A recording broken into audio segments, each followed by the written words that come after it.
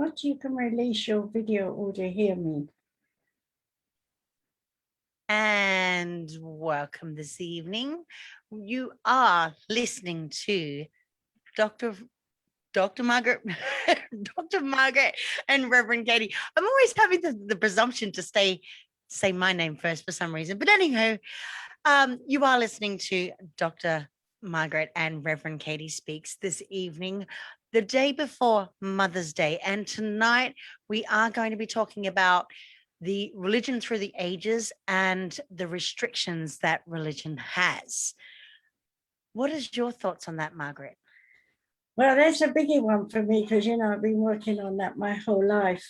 When I was born, I was exposed to every kind of religion that I wanted to be exposed to. But more importantly, as I got older and I got into religious studies and went back to the ancient Egyptians and all that kind of thing, I started to realize back then, I was only about 16, I think, at that time, that we had been conditioned to be everything that we are not. And so I took a long look at all the different religions around the major ones, obviously, around the world. But I also got spirit guides in my head, so I was always listening to them as well. So when we went back, right before any religion was actually known, I went right back to the caveman. What spirit told me was that the original cavemen would be looking up at the stars, obviously, that's all that they knew about, and pick one or two, and then they would name that star relative to where they were living in the world, of course, because we have different skies from the south hemisphere or the north hemisphere and so on, that people picked that star because they believed that star was creating some kind of force energy around them. They could sense certain, like when the moon was certain something, or when the Venus was closer because they could see those kinds of things.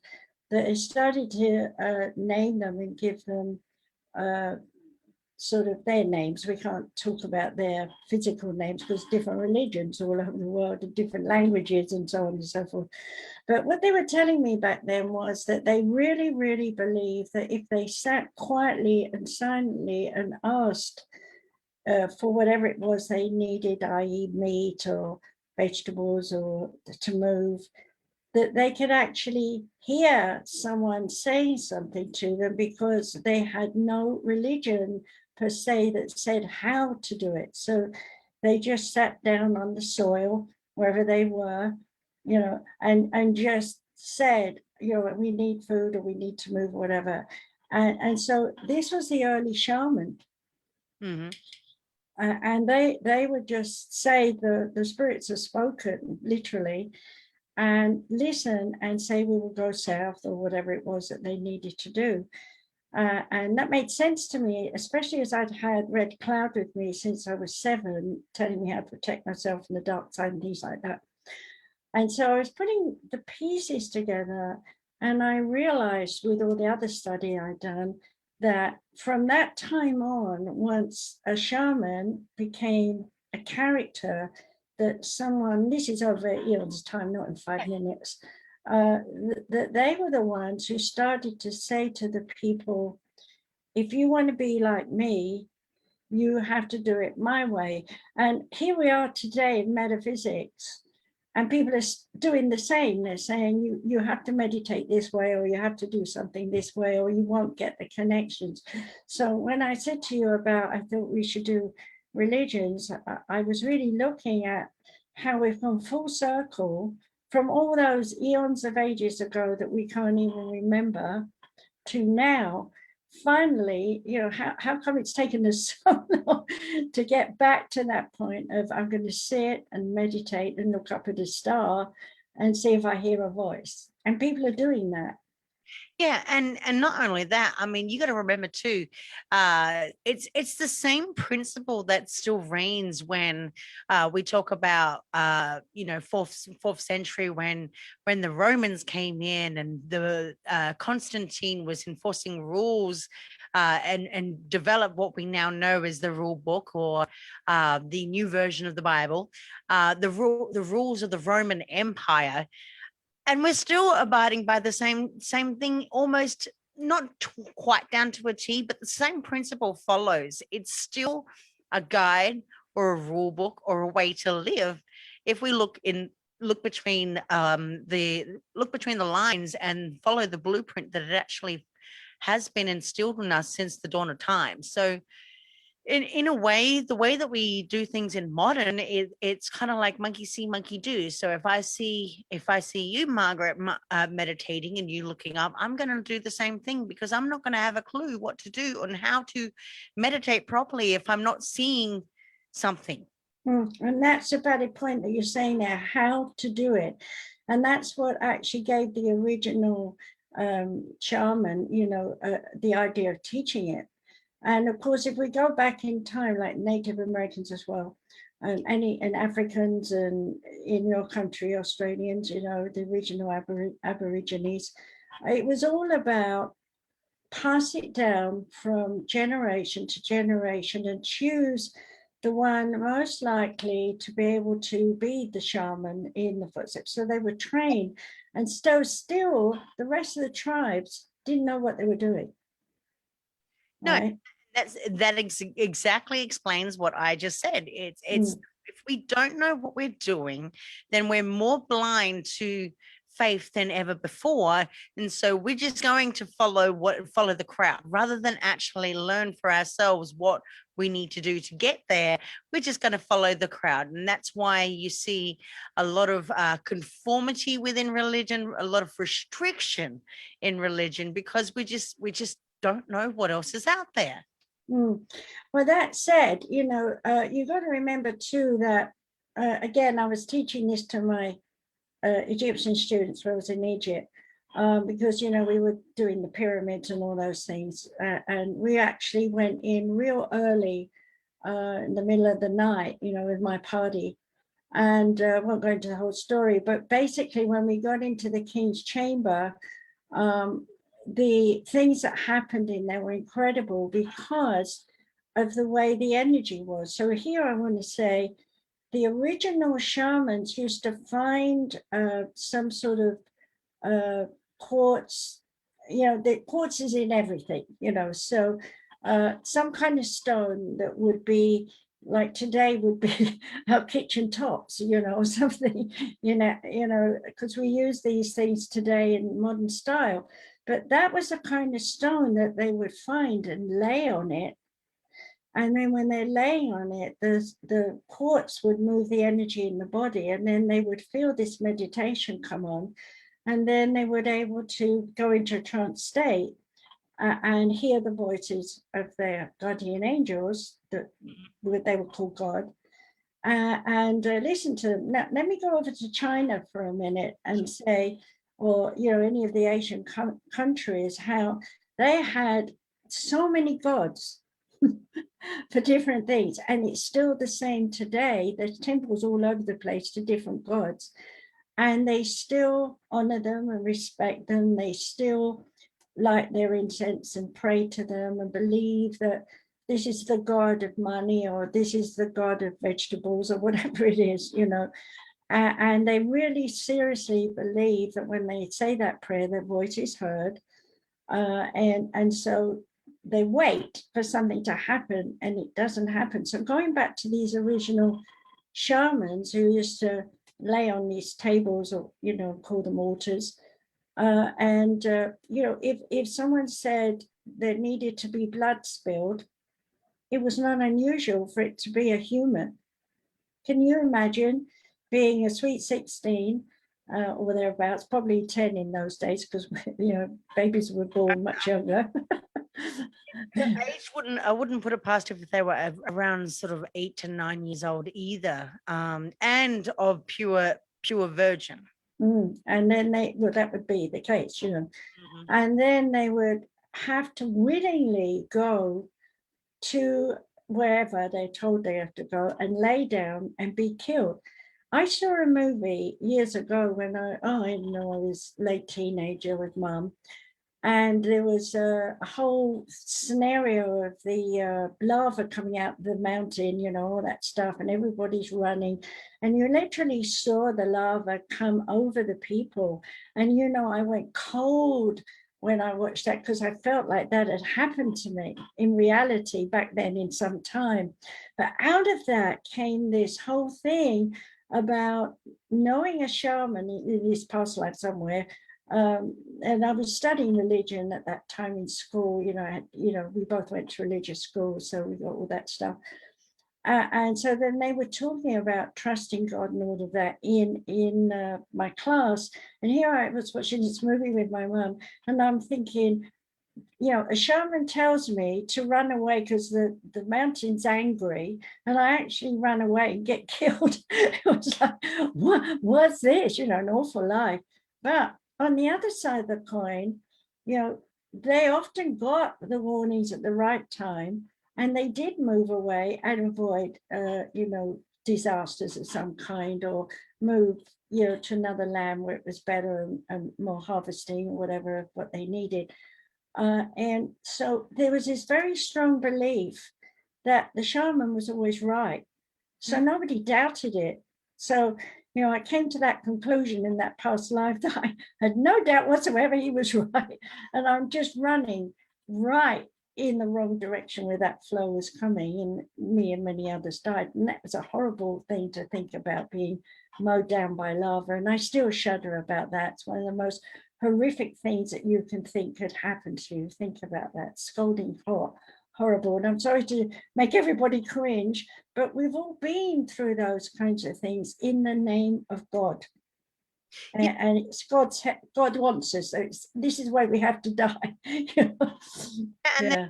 and if we say something outside the norm, we're going against the grain. So therefore, we could be classified as someone. I will go back in the old days when witchcraft was still around. Be classified as a witch and burnt to the stake. So,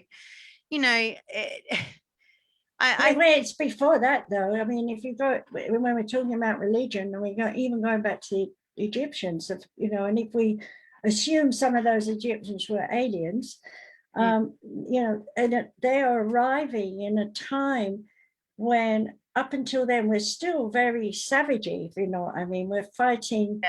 It's got Abraham doing whatever he's doing, trying to bring the tribes together. The Phoenicians doing their thing, trying to conquer, and still are. That hasn't changed much. And so, all this was going down. And you imagine these aliens in spaceships arrive, and more people are believing that's what it is, whether we believe it or not. Religion comes in there. And you'll find that people today will still say, there weren't any aliens, or they can't possibly have been gods. But can you imagine a spaceship coming down, and you don't think anything can fly? You're going to believe they must be God. And if they turn up and say, these are the rules, because you've come out of savagery, you're going to follow those rules. And those are like founding rules, real founding rules.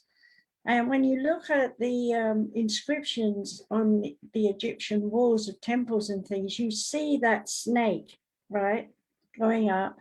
And that is also the symbol today of medicine. Yeah. And what that was entwining is the male and female. So these aliens or Egyptians, whatever you want to call them, how did they know about our energy and so on? Because before that, no human knew. And today, people would just blow that out of the water as, oh, it's just them, and they were ignorant and so on. But were they? That's my question mark. Were they really that ignorant? Or did these people of that time, and the fact that they draw them so big and the humans so small beside them, and the fact that we got all these high stones and temples that we're discovering in the earth, that nobody can explain how they could move them or do anything. That goes into the also in the petroglyphs as well in Arizona. They still to this day, people are still astounded with alien contact. but yeah, I mean, you go into Native American or even just indigenous culture, you'll find a lot of that. And we can remove religion from everything, and you can Mm, still have shamanism still at the end of the day. And just to clarify, because we do have listeners who are listening right now, mm, just to clarify, Donna, no, I wasn't trying to say that witchcraft wasn't around. I just trying to think of the words to say at the same time. So yes, I do. I am very well aware that witchcraft is still a very much around. It's just that when trying to relate it back to ancient times and what is going on in modern times, it's a very, very different. And it's hard to kind of put the words to it if you get what I'm mm. saying. But like I said, Don just said up there, she said she saw a video yesterday saying that aliens are really all demons after our souls. That one. Yeah. Well, that you see, that's the kind of thing. So if we go back to the ancient Egyptian times, just imagine if we are right that an alien landed. Well, if you've got shamanism before meditating or following your guide from A to B, in some way, you might be saying, I'm afraid of them because they've got technology I've never heard of. So I'll run away from it and I'll say they're evil. So what is evil? We don't really know what is evil beyond the way we act and behave, right? But imagine if we'd have looked at this computer the way we have it today, back in the 1800s. There would have been people in the religious, especially in the Catholic and Jewish areas, where they would have said that this was evil because it's not normal, it's not natural to talk to someone miles away in a video. And so it must be hocus pocus. And in parallel to that, the fundamentalists were saying Pinocchio was evil 15 years ago. So coming back to, what Don is saying about witchcraft is something that was not considered evil when you go back to the Egyptian time, because it was all about the native, it was all about the spirits of the earth. And you've got to remember that the shaman would have embraced the spirits of the earth, you know. I've actually seen gnomes, I've actually seen fairies when I was a child, and they, believe you me, they exist. But their job is the gardeners of this earth, right? And we as humans are not gardeners, we're ruiners. we spoil everything, you know. So, when I said I wanted to talk about this, I thought we'd kind of lead people to see how, in many ways, religion has evolved us, but in many ways, it's held us back from being far more than we could be right now. And that I do agree with. And I do, for those who are listening right now, I do encourage you to give us a call in. And the call in number is, when I get it, it is 929-436-2866 with a caller ID number 522-657-2748. So if anyone wants to call in, do so. Be aware that you are coming onto a live show, so please come in politely and come and join us. It's nice to have people ask a question, because then it can inspire us to say something we might not say. So that, input is like we're shaman right now. And so, we're here. And if people say, how do you do that? Do ask us. But going back to the Egyptians, because, I'm writing book 2 of my novel. What the Dickens is it called? Regenesis. I'm really realizing, because I wrote this so long ago, now I'm going through it again, just how much the influence of the Egyptians had on me when I was writing that. Mm-hmm. And as you know, they're all carrying these little purses and these little wands. And in my novel, I know exactly what they were doing. The wand was a transporter to get them from A to B. boom, you're there. And the little Percy thing was an oscillator that kept the vibration of their around their body, their auric emanation, everything else balanced, because we had too much oxygen in those days. Can you imagine having too much oxygen?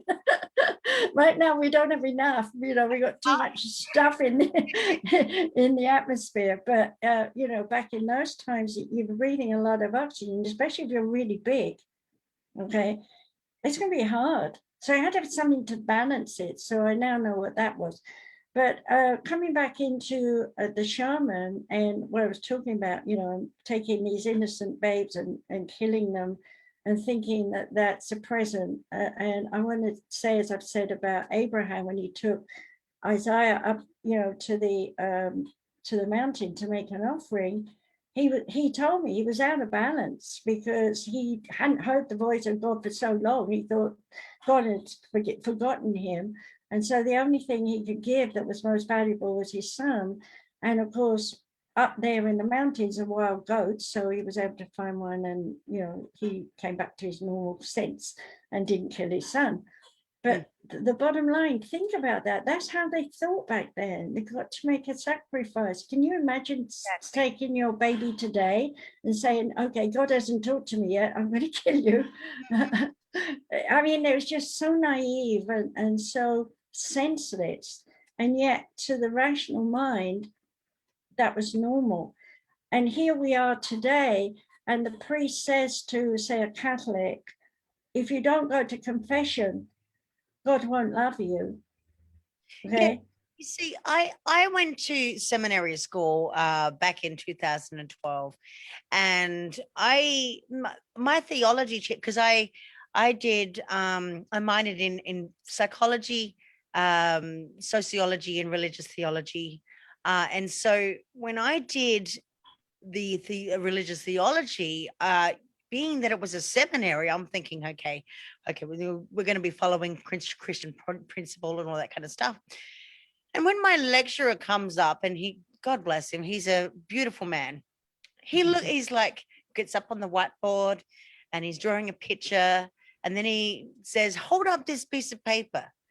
And he goes, guys, I want you to write draw 3 dots, like triangle, whichever way you want. 3 dots. It doesn't matter if it's a circle, triangle, square. It doesn't. Oh, a square's got 4 points, but still. He goes, this is the Holy Trinity, and I'm looking at, we're all looking at it. We're like intrigued about what he's saying, and pick up your pieces of paper. And I said, and I'm looking at him going, are you nuts? Like, what are you about to ask us? Because it was kind of strange the way he was approaching it. And he said, I want you to rip up your piece of paper. So he went and did it himself. And he's like, yeah, throw it behind him. And he's we're all looking at him like, what are you doing? And he said, forget everything you know about the Holy Trinity, because the one that we teach in the Bible may not necessarily reflect what your principles are in life, what you see as the Holy Trinity, or what the Trinity really means. And so that gave it, and that from that point on, it gave us a different perspective about how we see the things that we hear, because a lot of the stuff we hear these days, if it's not strictly Islamic, it's going to be Christian. And so a lot of us have those principles outside of, and I'm talking about mainstream religion here rather than shamanism. But the thing is, the reason why I take that analogy is because not everything that we know to come to understand throughout life is totally the same thing as what it was practiced back in ancient days. In terms of shamanism, though, we see things as the oneness, or whatever we choose it to be, because we have our thoughts of our shamans have thoughts of their own. They have thoughts of their own realities, and so they bring that to light rather than give names to everything that should be correct, or what's another word for it? Well, the thing that you're looking at really is back in the first survival of mankind to now, we've finally gone in this loop through metaphysics now, as we have a name for it, but we've actually come full circle to realizing that the oneness is all around us. It's here on this planet, it's here up in the heavens. So where is this God? There's the question mark. And that's what I was, you know, and you just put it brilliantly, because you know, where I lack, you can kind of pick up on, but I'm trying to process it in my head while I'm trying to speak. But that's what life's about, isn't it? Speak your mind. You know what sometimes amazes me, because I sometimes I'm right on the ball, and the next minute I'm like, what am I saying? I don't think, and that's when I question myself. Then I start saying, well, maybe I need to go back to the drawing board, because maybe I don't really understand it after all. And now I'm curious to find out more. Well, you know, going back to, you know, I always have a thing because I got spirits in my head, but going back to, you know, the idea of you know, being a sacrificial lamb, or, you know, I actually had dreams like that during that period, where I was actually standing, waiting my turn in line with 6 others or some number like that, of other females who were all being sacrificed because there was no weather. We'd had no rain for months and months and months. And when you think about Africa right now with no rain, you could just imagine all those people, instead of, you know, running to over borders and all things they're doing today, trying to find water, they would have gone to whoever their priest was at the time and willingly given their life in the thought that it will rain. Yeah, they did an experiment with Art Bell. I can't remember when it was, but it was. I knew Art Bell quite well. Yeah. Yeah, Art Bell did that. There was an experiment to raise the consciousness to pray for rain, I think in Texas, if I remember correctly. Yeah, there was a whole thing that they were doing that in the 70s and 80s. Yes. Yeah, and so I mean that's still. I mean, even the Mayans did that, didn't they? Yeah, it was a common thing, because if you think about it from a human point of view, looking up at the skies, it's cloudy, or it's not cloudy, or whatever it is, in some way, someone up there is controlling it and making it rain, you know. And I actually, here's another little something I wrote in one of my books that I did as a child, not by deliberately, but I had been questioning the end of the rainbow in my own mind, because my dad was a storyteller, and he was a good storyteller about fairies, all these things. He'd make them up as he went along, just like I do today. So it made me think, and I'm out playing ball in the alleyway where I lived, and all of a sudden it's speckle raining, and then all of a sudden, with that speckle raining, this rainbow came right down like this where we were playing, and we kids were running in and out, and you could see all the rainbows and the little dots on your arm of wet. It was a fascinating and most unique experience of my life. And I'm saying to the kids, we're at the end of the rainbow, and they're all running in and out with me. And we're yelling up at mothers, because mothers are up in the apartments trying to get them to look out the window. And of course, no parent came, you know. But my point here is, proof of the pudding comes when you're ready to hear it and see it. And I've been saying, where's the end of the rainbow? And here it was. And take that back to ancient times. Can you imagine that suddenly there's a rainbow, what that must mean to you at that time? You know, that God is speaking to you. Here's a sign, here's a symbol. Now let's come into the religions of the Jews, you know, back in those days, getting a lamb, cutting it open and looking at its genitalia and all whatever's inside it in its abdomen, you know, and seeing if it's good or bad. Okay, hi everyone. Seeing if it's good or bad, and trying to tell the people, look, these entrails, there's a nick in this one here, so we are about to have a storm. You know, And the people would believe it, and they would run around and get their houses ready or whatever they got, and no storm would come. But then, because the weather, hot and cold, changes, maybe a month later, the storm comes, and then the priest would come out and say, see, God has blessed us, he's given us a storm. Well, it didn't happen when he was supposed to happen later. So there was always a time frame. People were able to allow time as this is a time we prepare for when the rain comes. This is a time we prepare before we all move south or whatever it was in some way. So there was so much trust in the original priests of the time that by the time Christianity came into our consciousness, we had learned the priest is the absolute. Only the priest knows whatever it is that's going to happen. Mm-hmm. And we got to believe that, and we got to do exactly what they're told. And fast forward back into the current now, I had two friends who were Catholics, and they were being confirmed at 6, I think it was. And I said to them, because we're all playing, we're on your seats, what you going to do? And they said, I don't know. And I said, well, what are you going to say to God? Because I had all this awareness going on in my head from childhood. I said, what are you going to say to God? And they looked at me like I was insane. And I remembered the boy looking at me and saying, I don't have to talk. The priest does it. I was 6 years old, And then when I got to be confirmed at 14, they were already confirmed. I had another conversation with the same two children. They were best friends at the time. And I said, what do you say when you go to confession?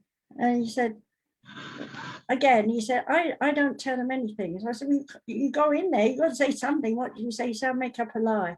I said, what do you mean a lie? He said, well, I'll say like I shouted at my mum when I didn't. And I'm like, well, what's the point of lying to a priest to be forgiven for something you haven't done? He said, well, I'm more afraid of the priest than I am of lying.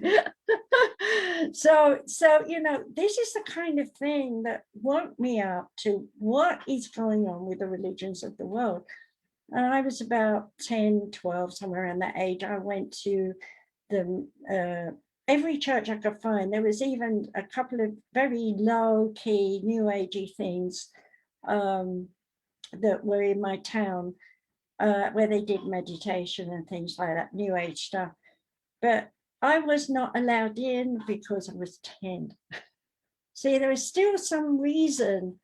I went in and I got in and I talked to the guy who was running it, who was famous, and I can't think of his name, so it's not important.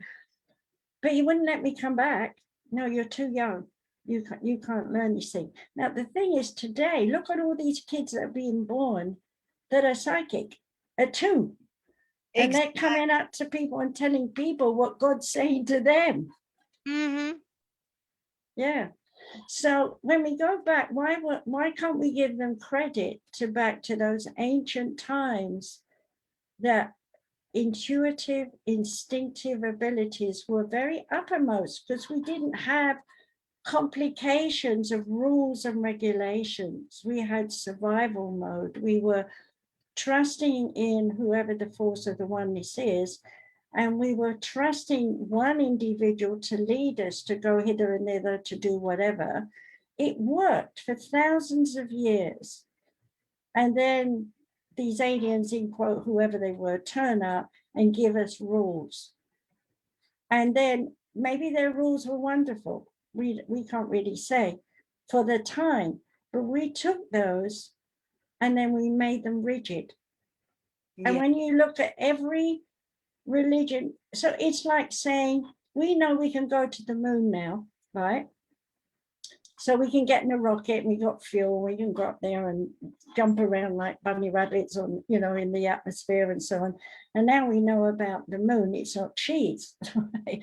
But in terms of religion, I met someone the other day who actually told me the moon was full of cheese.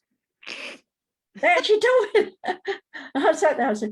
Well, that's the same as somebody saying Santa Claus is real and Easter Bunny is real too. And I have another point about children there with that, is that children they believe those things, for many years. And then suddenly they find out it was not reality. There's no chimney, there's no Santa, there's no this or whatever, according to where they're at and what they're learning. It's a shock. It's like, my parents have been lying to me. You wanted to say something, Donna? Yeah. Oh, I was going to comment on the, excuse me, allergies are bad. On the whole moon thing, there have been a lot of theorists coming forward now saying that the moon is actually not a solid chunk of rock out there orbiting, that it is actually a base that belonging to aliens that is multi-layered inside of it. And I even was watching something the other day that talked about how basically it was used as almost a sort of a Noah's Ark, I guess it could be looked at, which is an interesting theory, that for other planets that were on the verge of self-destructing as a means of at least bringing and saving what they could of the core population of people and perhaps even plant and animal species, and then take them to another similar world that they could kind of reach again, which is also a theory, of course, for Earth here as well, that that was what was done here after each cataclysm that the Earth has suffered.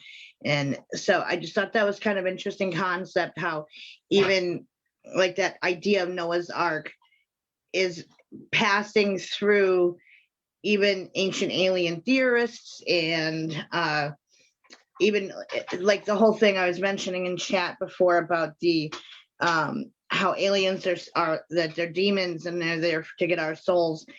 They're saying that's coming from the agnostic point of view, and how they're really not alien beings and they're there to keep us in the matrix. I mean, some of it gets kind of a bit out there in theories, and I don't judge, of course, because it's not my place to. But I just thought the moon theory was interesting as a possible how it impacts the Earth in all the ways that it does, with mechanizing our tides to keep them regular, which in turn keeps the Earth from either having, being a one big flood of the oceans or having everything dry up, but that it impacts people on a hormonal level as well. And anybody who has been in the world of psychology, psychiatry, the works, human services, there does seem to be some correlation to the full moon impacting people's behaviors. Not everyone's, of course. And I used to work in child protective services for many years, and being out at night, mainly on calls, and many times during a full moon. And I never saw a big influx in that, but there were many who swore that it did impact that, and having an increase of a lot of crazy behaviors, so to speak. So I think that I'm not sure I think that more needs to be studied with the moon. Could it potentially be at least a former base of some kind? Yes, I think there are structures that have been photographed on the darker side of the moon, so to speak, where they do look like they're created. They're not just a rare formation from an asteroid hit at some point. They look like towers. They look like structures. So is that possible? I think it's possible, at least. I don't say definitively yes, of course, because there's no proof. But I do find it interesting that we suddenly stopped going to the moon. And why is that? But, even with that, you're saying the moon's made of cheese thing. Yeah, some of those ideas still are very alive and well out there amongst people who are still stuck on that. And they refuse to see outside of the box at all, or to open the lids on their box to at least look up and say, what else could there be? Well, it's like when you're saying that, the astronomers going over there and astrologers and whatever they're all saying there's something on the moon. There always had been. I remember when that being, born in 42, there was, I would say I was about 7. It was 7 was a big time for me when I was really awakening to all my skills. And I remember, somebody actually talking about the moon and how blessed we are that we have it in the sky because it lights up. Because from World War II, they had no lights on so that you relied on the moon to see where you were going at night, you know. And again, going back to the ancient ones, they must have relied on the moon a lot. But we'll never know for sure where it came from. And I have to admit, I've not looked at the pictures of the back of the moon. I've been involved in a lot of, expos and things to do over the years to do with where aliens have mentioned, and I have alien guides. So yes, I know there's aliens, but the thing is that it's a very individual thing when they appear to us. So in the same way, it's very individual to someone back in the ancient times, if they're studying their religion and out of the blue something happens, they're going to question it. So like when Jesus died on the cross, they say they've proved it. I don't know how they do, but you know, that there was a complete, what do you call it? When the moon, the eclipse, I can't get the word, a complete eclipse, which is why the sky went dark when he died. Okay, well, we can't prove or disprove it. Only astrologers can work clocks back and do whatever they're doing. But you know, anything to do with aliens, like the Easter Islands, or there's no explanation for how people lived here in those times, but they have to acknowledge that whoever they were, they had to be giants, because the atmosphere, they already know the atmosphere was far thicker and heavier than it is now. And we know what we've done with all the trails from the planes and things to this planet. So if I go back in my mind and I think about ancient aliens as being spacecrafts flying around in our heavens, not on fuel, but on sound, which we're going to go into now in our future, then they weren't contaminating our atmosphere, right? But what were they doing? And then when you look at Enki and all that work that people have written about, and the creation, the Garden of Eden, and all these things, you know, I want to say, as indeed with Australia and the Aborigines, stories passed down Well, see, from generations. We have to give some credence to those stories. I totally agree with that. Sorry, go ahead, Kitty. I was just going to say, referring back to the stories, nursery rhymes, what am I saying? Fairy tales were meant to, you know, all about the rules, enforcing something that is completely scary in order to learn a lesson.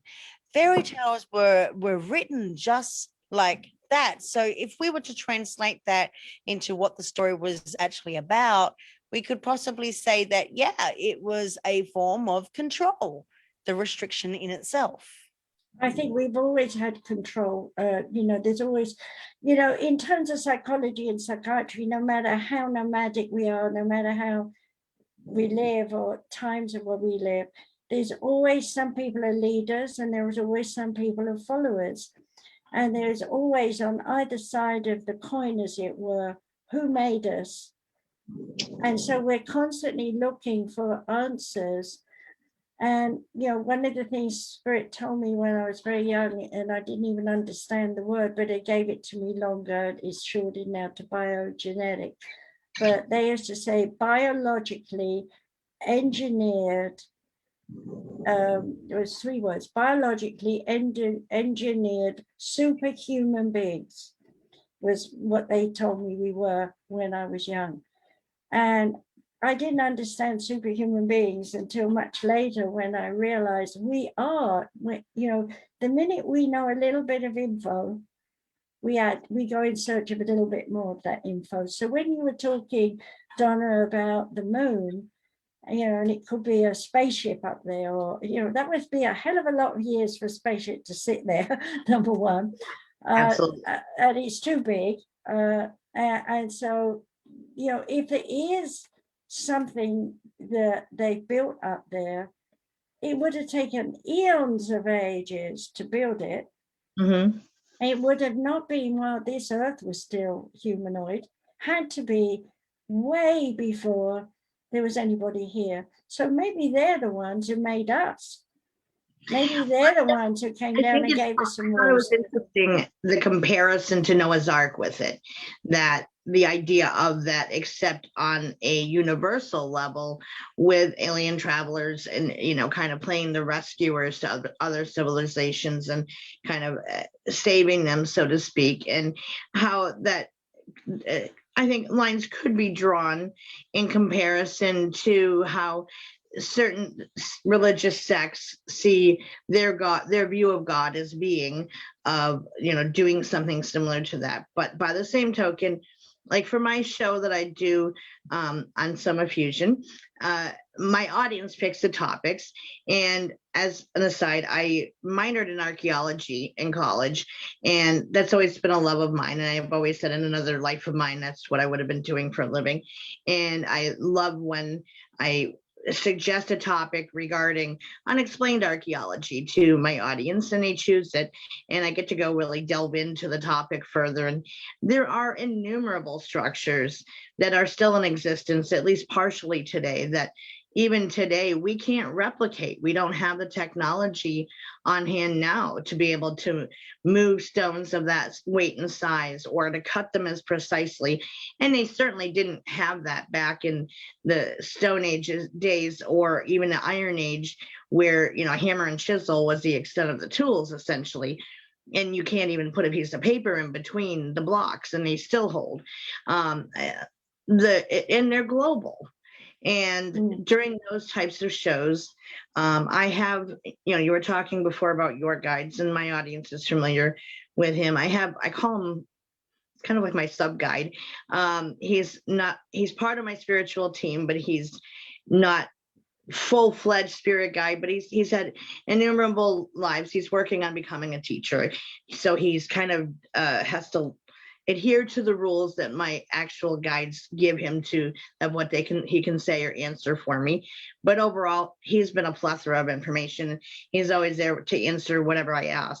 And I brought him in on those types of questions of who were behind creating those places, and was it the people of origin in those areas that did this, or were they assisted in the technology?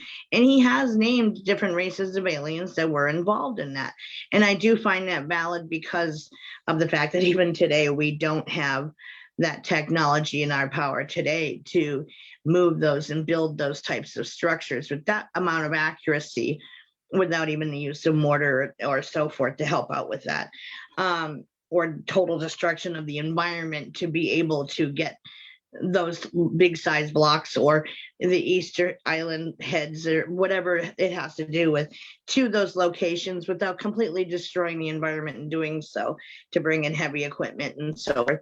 So I do think that, yes, I think there has to have been advanced civilizations here before us, and perhaps they did get destroyed in one of the cataclysms that have happened in the earth, whether ice ages or something else. But I see another logical explanation for their existences. Well, I channeled a lot actually over the years, and what they told me is that the way they built all those blocks and things was with sound. Everything was done with sound, Yes. and we are about to go into a new age of sound for us. And so we will learn how to vibrate and resonate sound with magnets, and we'll fly the planes the same as they do, whatever we call them. But the thing is, going back to the theme of, you know, religions through the ages and coming through the Egyptians into the Greeks and the Romans, because the Greeks were out there before the Romans. But the bottom line is body beautiful, and all the things the Greeks gave us and the conquering or the Romans gave us new input. And so I'm seeing the Egyptians, the Greeks, the Romans and so forth. But before that, we've got the Pharisees and, going back all that. There's a chain. You've got to see that chain of discovery and belief, discovery and belief, discovery and belief. And all the way through that, it's always been somebody in the religious vein moving into, shall we say, a counselor slash senator or something, controlling the people, telling the people how to behave. And it doesn't necessarily have to be, a priest in the way that we think of a priest. It could be, someone like you and I who stand up and put a new thought out. Like I started the oneness, Spirit gave me that when I was a child. And little did I know it was going to become a word all over the world. You see, people liked it, so they took it and they copied it. And now everybody says what they think the oneness is, whereas I wrote the original book explaining what the oneness is. And I can honestly say that probably if I could take a little test drive amongst people and say, what do you think the oneness is? I would get a variety of input that would not be what I wrote in the book. So my point here is that as we go back into the Egyptian times, I'm sure they must have given a lot of input, but the people weren't ready to accept it. So it got lost. Right. And then we come through this up and down yo-yoing of we need a leader, we need a spokesperson, we need someone to say what we can and can't do. To today, we have politics, we have rules and regulations, we have enforced rules and violence and all these things that we're seeing all over the world right now. And this is not the first time. We've been uprising and fighting and doing whatever even before the Egyptians came, because that was the way of time, was survival. If we don't have enough women, we go raid the local tribe up the road and take their women because we need more babies. Or if we've only got 4 goats and they've got 99, I'm going to get some of those. So we're greedy and we always want more. And I think if you come back to religions through the ages, and we're not actually talking about religions yet, there's always been that greed of the people who are at the top of the tree, i.e. the Pope or whatever, with their rules and regulations to control we the people, to fit in according to states of growth and awareness of the times. And if we think about Catholicism going into South America and annihilating the Mayans, for example, all for gold, when they were supposed to be going there to teach Catholicism. See what I'm saying? So we get mixed up between the borders of religion and the borders of society and the borders of control from the upper echelon. There's always been that structure. And I'm pretty certain there was in the aliens too, the way I've talked to them and what they say. So we're colored by their visits. We're colored by the fact that they lived here. And we're in the mystery zone right now saying, what is God? Where is God? Why doesn't he show up? Or, okay, it might come in the form of an alien, or okay, it might come in the form of a shower of, rainbows, as I was talking earlier. We're looking for signs. And we haven't stopped doing that. We will always look for signs. And what about yeah, what about those people that have lost faith? Because faith plays a big part in that's a valid point. Yeah. Believing that the divine does exist. So I've heard quite a few people now that say, I've lost faith, but then when they go down their fourth trail, their train of thought, they're like, okay. With somebody that actually said that to me, I turned around and said, well, do you believe in synchronicity? And they're like, oh yeah, well then you have faith. You have to believe in something in order to have faith. Well, the thing about faith is that in its connotations, it's believed to be negative because, if you have faith and you pray that, that God come down and save my bacon, as it were, and you believe in that and nobody turns up, okay, then I don't believe in God. But the thing is, why would you pray to get help when really the bottom line is help is in you? And most of us have forgotten how to help ourselves because, in my opinion, religion has taught us to not trust ourselves. Yes. You know, trust someone else to tell me what to do because I don't know is a big excuse to not go inward and find out more about yourself.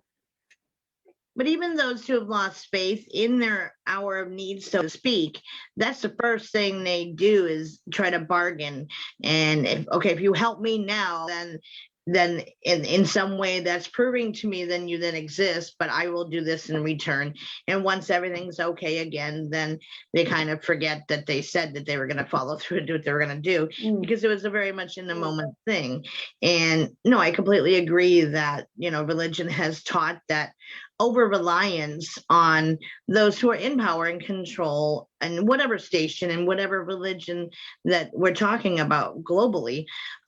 There's always figureheads and those who are saying, well, God wants this, or whatever deity that is in power at that moment for those people.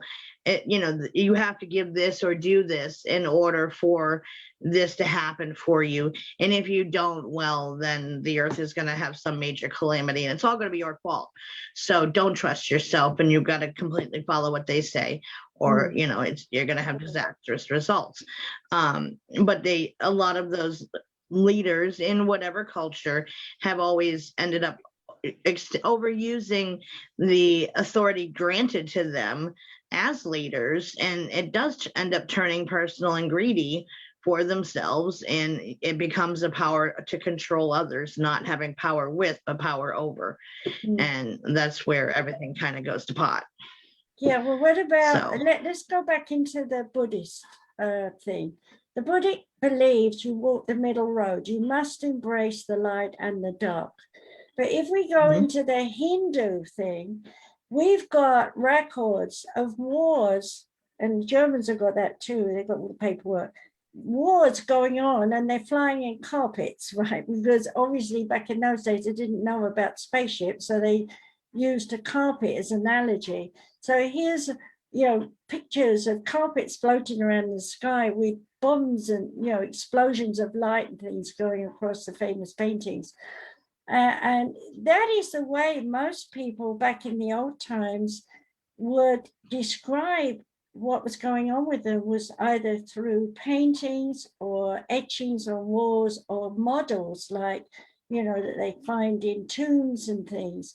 And in all the cases where you find all this stuff, there's always this to the God thing. The Egyptians are going on they need a boat and everything that you could possibly think of to go in their tomb with them so they can go to the heavens.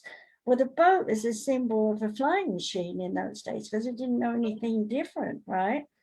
So here we are today, and we're burying, I'm flipping backwards and forwards because I've got spirit in my head. So, here we are today, we've got thousands of bodies of people dying from COVID, right? And there are people going out arguing over where they can bury their people or burn their people, depending on what they do in their country. And I'm sitting back and I'm going, why are they making it so individual? Because they've been trained through religion that you have to mourn the loss of an individual.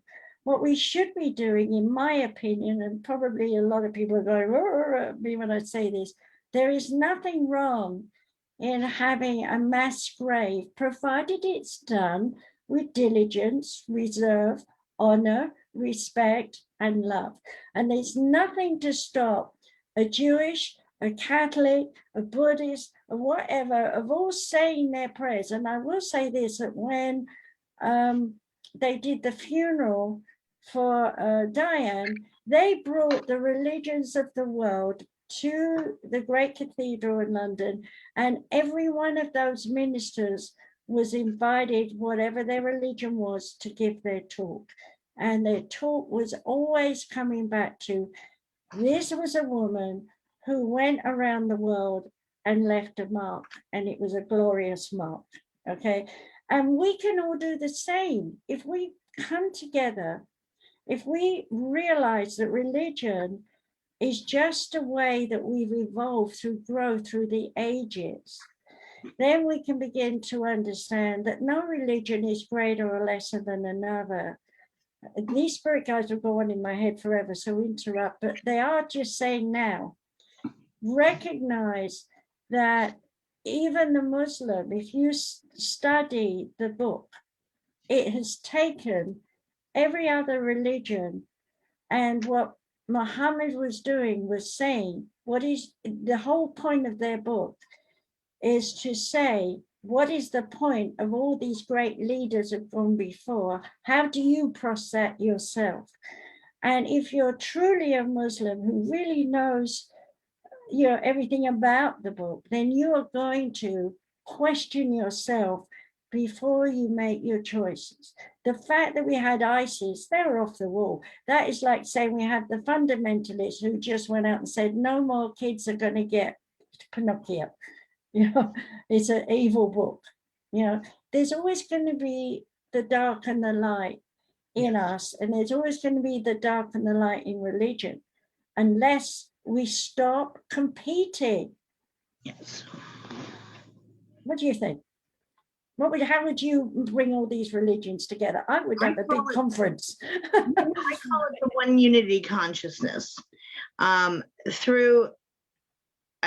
prefer, rather than to channel, just having conversations with different beings, and whether it's my guides or other soul beings of any variety, because I don't like not having any memory of it, so I don't like being pushed aside, but that's my preference. But in all the channeled messages and so forth that have been coming through, there's been a lot of reference to the Christ consciousness. And I know for some people, that pushes them away, where they consider themselves to be more spiritual versus strictly Christian.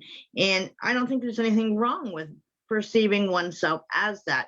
So for me, I like the one unity consciousness better, because then there is no religious connotation assigned to it either way. And it is going to be more all-encompassing of everyone, to be kind of getting in the same focal point, with whether laying aside the differences in belief systems and focusing more on the commonalities there are, which are across the board.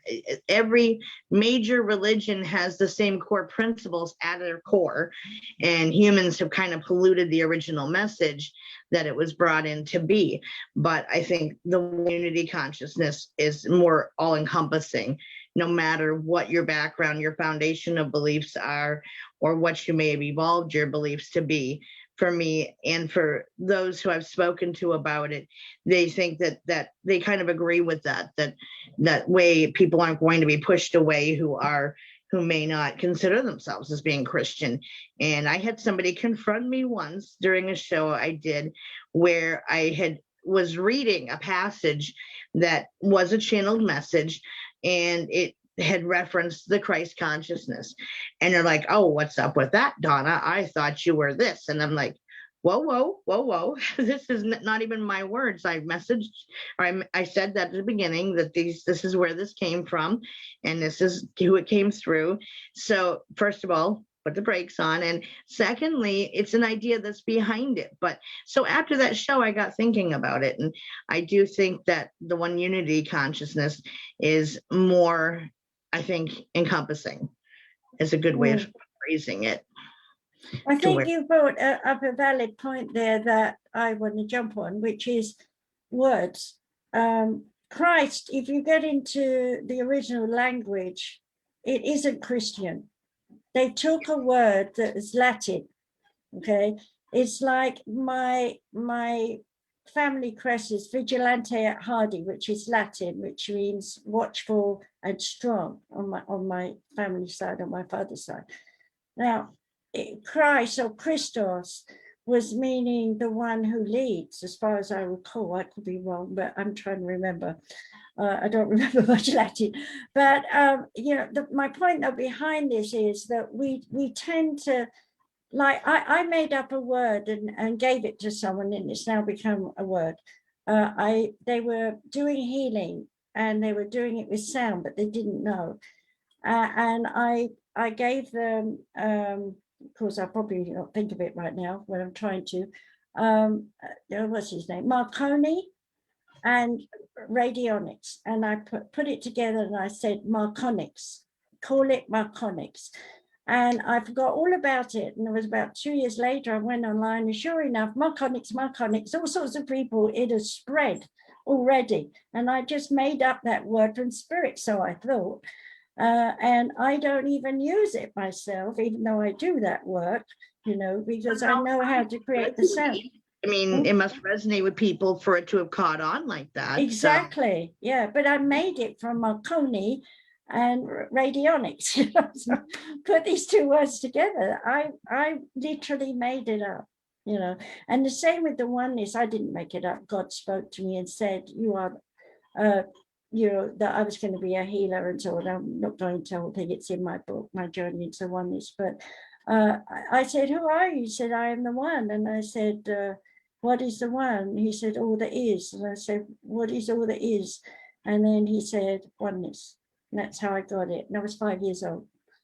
And nice. I went running into my mum and I said, Mummy, I know what the oneness is. And she looked at me and said, what? And I told her, and I think it was because of the to-do, the way she talked about it, that I remembered it. I never forgot it. But you see, that's how we are. We communicate, we take these words. So like going back to religion, because that's our theme. Mm-hmm. You go to your church, you go wherever, synagogue or whatever it is, and there are phrases, there are prayers, there are things that you're taught to learn off by heart. And if you don't know it off by heart, you're, you know, and I'm touching my fingers because we have 900 billion things to learn. Mm-hmm. And that all goes into our hands. And I've just been doing a show on that, so I've got to bring that in, that our fingertips and our toe tips are highly primed sensory to feel this world. And so, you know, you're in church, synagogue, or whatever it is, and you're hearing all these words, and you're told you must listen, because this guy knows what he's talking about, and mostly men, remember, in those days as well. And so this is, you know, you're doing what you're told again, and there's the father figure again, all the way through all the philosophies and religions and everything. Where's the women in all of this? Oh, they're the producers of babies. They're important because they produced Jesus, or they produced Siddhartha Buddha, or they produced, I don't know, Socrates. It doesn't matter who it is, the importance is laid on their ability to produce a baby. And here we are now, you know, ordained ministers, even England. I was stunned. It's years ago now, about 10 years ago. I was in a cathedral and I knew it was haunted in West Winchester, I think it was. And I hear this prayer praying for the grieved and the negatives. And it was a woman's voice. And I'm wandering around, short version of my trip. I cleared the place of earthbounds because it was loads down in the crypt. And I'm on my way out. And there's a woman dressed in the full black robes. And I come up to her and I said to her, were you the one that said the prayer that I heard over the loudspeaker? And she said, yes. So I told her all about earthbounds, and she grabbed my hand and she said, oh, please help me. I leave here, I go home, and I'm pestered for days at my own church. And apparently I learned that each one of the ministers who has a church has to go and do a day's touring, taking strangers around to see the cathedral, which is not really used much other than choir sings now and again. And I shared some of the protection things for her to shut down so she wouldn't get the earthbounds in her head. And I said, I have to go find my husband, wait here. When I came back, she had gone. And I found the organ master and I said to him, where is she? And he said, 4 o'clock, she's out that door. But my point is twofold here. One, she had no training from the Church of England on the paranormal, psychic things. She knew nothing. Number two, she was one of the first women who was ordained into what was an all-male society. So, of course, they taught her to be a minister like a man. Right. And she had no idea how to bring her femininity through all this, because the minute she opened up, she got the earthbounds. Women are much more sensitive to the energies of spirits. If we go right back to the Oracle Greek, who they were? Women, Yes. right? What do you think about all that then? I do. I'm aware of the history of the Oracle of Delphi and what they were perceived to be doing. And there's I think a misunderstanding today of what that was. And I actually did a show on it once too. And we've covered been doing my show for almost 3 years now. So we've covered a wide plethora of topics. And I had, I don't know if you've heard of the 13 crystal skulls. Very much so. I've held one of them. Yes. And so the ones that there are other skull shapes that, whether it's an earthbound spirit attached to it or a higher guide that attaches to it as a means to get to you, to make itself known to you. And that is what my, the one I mentioned before is, he came to me in that form. And there was another one that is actually clear quartz I saw, and I just immediately said, that's mine. I have to have that. And I don't care what it costs. That is supposed to be mine. And the seller said, yeah, I already kind of told my husband that you're going to flip when you saw it and to plan on you being the one to get it. And I said, well, yeah, like that's meant to come to me. I'm not sure why yet. And once it did, and I communicated with her, that was her last incarnation. She was the next Delphi in training when they came in and took down the temple and destroyed it and so forth. And she lost her life with that. And so she's kind of in a semi-meditative, semi-stasis state, waiting for the time for when she's supposed to come out to help me on my future path. And then he will kind of step back in things to help from there. But, we've discussed both topics in my group with the crystal skulls, in addition to that, there are that it is a hierarchy of beings above that, that will help and guide you on your path. And that even our standard guides have guides that they have to cut that are above them and the standing. And so I think that I definitely agree that it's been a male-driven culture across all religions overall. There was an interesting documentary done once where it was hosted by a woman who, she was Israeli, and she was kind of following up on archaeologically hunting down any existing remnants from the Bible to verify the stories of the Bible by. And she was talking to the different like Jewish leaders in that area of their take on it and so forth. And many of them truly seemed offended that a woman would be challenging that. And she had said, she posited throughout the whole documentary that, is it possible that women have been vilified throughout time and history, mainly coming from the story of Adam and Eve being the corrupter of everything?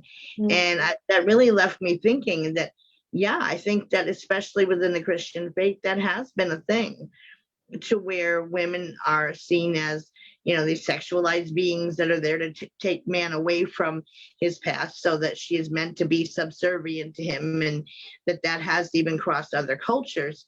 I don't think by far we're obviously not that's not the only belief system that holds women in that status of second-class citizens, whatever. But I think a lot of the roots can be traced back to that. And that leaves me wondering, in older cultures that predate Christianity, was there other stories that I haven't come across yet, to where something similar in those early cultures, those ancient civilizations that were obviously more advanced than ours, where something happened that was perceived to be women's faults, that kept them in a level kind of as below men, to where they couldn't hold power within that religious structure? Because in pretty much every ancient culture all the way through, and not just with Christianity, whether we're talking the Aztecs, the Mayans, whatever. Yes, you could be a priestess, but you weren't allowed to like be a leader of your people. You weren't allowed to be the main leader religiously or in bringing forth the beliefs to the people. Your role was more to be supportive to the head priests, if you were allowed to do that much. So I just find it interesting, and I wonder what originated that amongst ancient civilizations.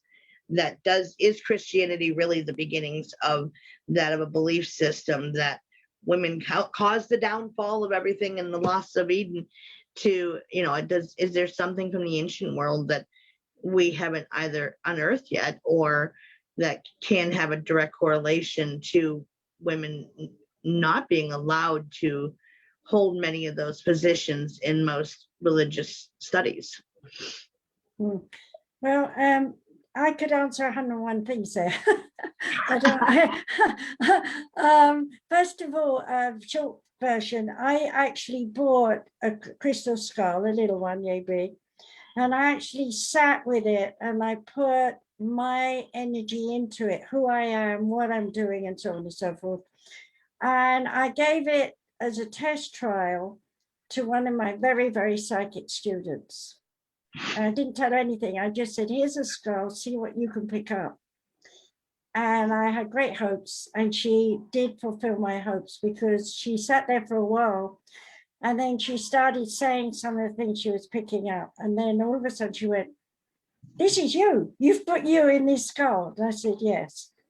Okay, so she knew it was all me was in there, in that skull. Then I gave it to another student and she picked up bits and pieces because she wasn't so cute with it. But the point is, quartz has been proven to be electronically, same with I'm wearing rubies. And rubies, when you pass light through a ruby, it will burn a hole in a 6-inch piece of steel. So electronically, a lot of the stones have quartz in them, and so they're conductors of energy. And when you think of energy, energy is friction, and friction is caused by sound, and sound is light. Mm-hmm. So we now know. I remember when a guy was bragging about a piece of quartz in a watch. Okay. And here today, they don't even think about the fact there's quartz in their watch. So I'm not taken in by, I've held these, this particular one and a little one. And I will tell you, as soon as I held it, I saw, it was like watching in the crystal, pictures galore coming and going from my brain into that. I was transforming what I was seeing here in the crystal at the same time. Mm-hmm. And I thought that was really incredible. But coming back to religion, they weren't idiots back in those days. They had scribes, and they used to look in and see things. And that's a metaphysical way of doing it. And there was also the whole sex thing. Women were highly appraised and honored for production of babies. And they were also highly honored in terms of their genes, which was the intermarrying, the things that went on. So as a result, up until that period in time, it was okay to marry a brother, and have babies. But of course, we didn't know about interbreeding and how, things would go wrong. So yes, there had to be an evolvement through time of religion to cut us back from, we weren't so many people on the earth in those days, Not only that, I mean, you go back into those days. I mean, even though that's quite prevalent now, especially in intermarriage or and whatnot, by teaching to have one partner and one partner only restricts you from actually sleeping with everybody else in an ethical or an unethical way. So you're then, in a way, you're then also condensing the population to restricting you to have children or multiple children with one person. And so you're not out being a sailor. If that, Well, there's times like in Africa, I remember years ago, there was a lack of men. So the women had 3 or 4 or 5 husbands, and they lived out in the middle of nowhere because they could produce babies, but the men couldn't get a wife. So she had to take on, several of them. And they all lived very fairly and honored her and respect her and so on and so forth. I guess I was about 21 when I learned that information. And, so we have a way over eons of time of evolving towards our evolution in terms of knowing more. And religion, in a way, served a purpose in the early days to stop us intermarrying, to stop us abusing women and so on. But then came the Dark Ages, and when the Dark Ages came, who was running that? The men, the political men. And who were the political men? The churchmen. things really started to change once the Roman Empire around the fourth, going for probably looking in the third going on 4th century, when Constantine and the Roman Empire really started to kick in. I'm not so sure about other cultures, but certainly in the more modern times, in terms of this last 2,000 years, that is, I guess, where it probably would have started that whole hierarchy going from matriarchal to patriarchal, and the way that we, I mean, how many people we know that have left religion now, not because of, they've found out the truth, but because of the sexual abuse that goes on within churches. And I'm not just saying Catholicism. There's ritualistic aspects to it. There is trafficking aspects to it. There's also the, what was the other thing? Well, there's the abuse and rape and all those things that went on, the young children and so on. But, I want to go back to Zoroaster, who first came to me. And their religion was very strict. You had to give your life for the gods, and sports was very important. But Zoroaster was the first one to make some rules around that at that time. And then, that came out of Zoroaster, we went into Mohammedanism and so on. So, all these things evolved in the Eastern world. And then into this arrives the Catholics, who are going to make them Christians. I mean, these wars in the Middle East, how many of them, 20 years was it or something? It was a lot of years. Can you imagine shipping all these guys over and then going and fighting with their swords, and saying, we represent the church and the Pope, and then, hey, they get back to England, and then what's the Pope do? He kills all the knights of the Round Table, whatever you want to call them, Religion has never, in my opinion, when I've studied it, brought us peace. It's brought us conflict. Can you think of anywhere where there's really been real peace over, and a long-term effect? I can't. It's always been the other side, negative. Right. It's never been lasting. And even like all the wars that have happened in, quote, God's name, when every belief system, every major religion has that as one of the tenements of essentially thou shalt not kill. Yet, it's okay to go out and murder everybody because it's for God. So yeah, that has never made sense in any form of looking at it, any direction you can look at it from. It doesn't make sense. And as the older I grew, the more those types of things came into question for me. And I was blessed in that my mother allowed me freedom to explore and change whatever, to take on whatever was right for me.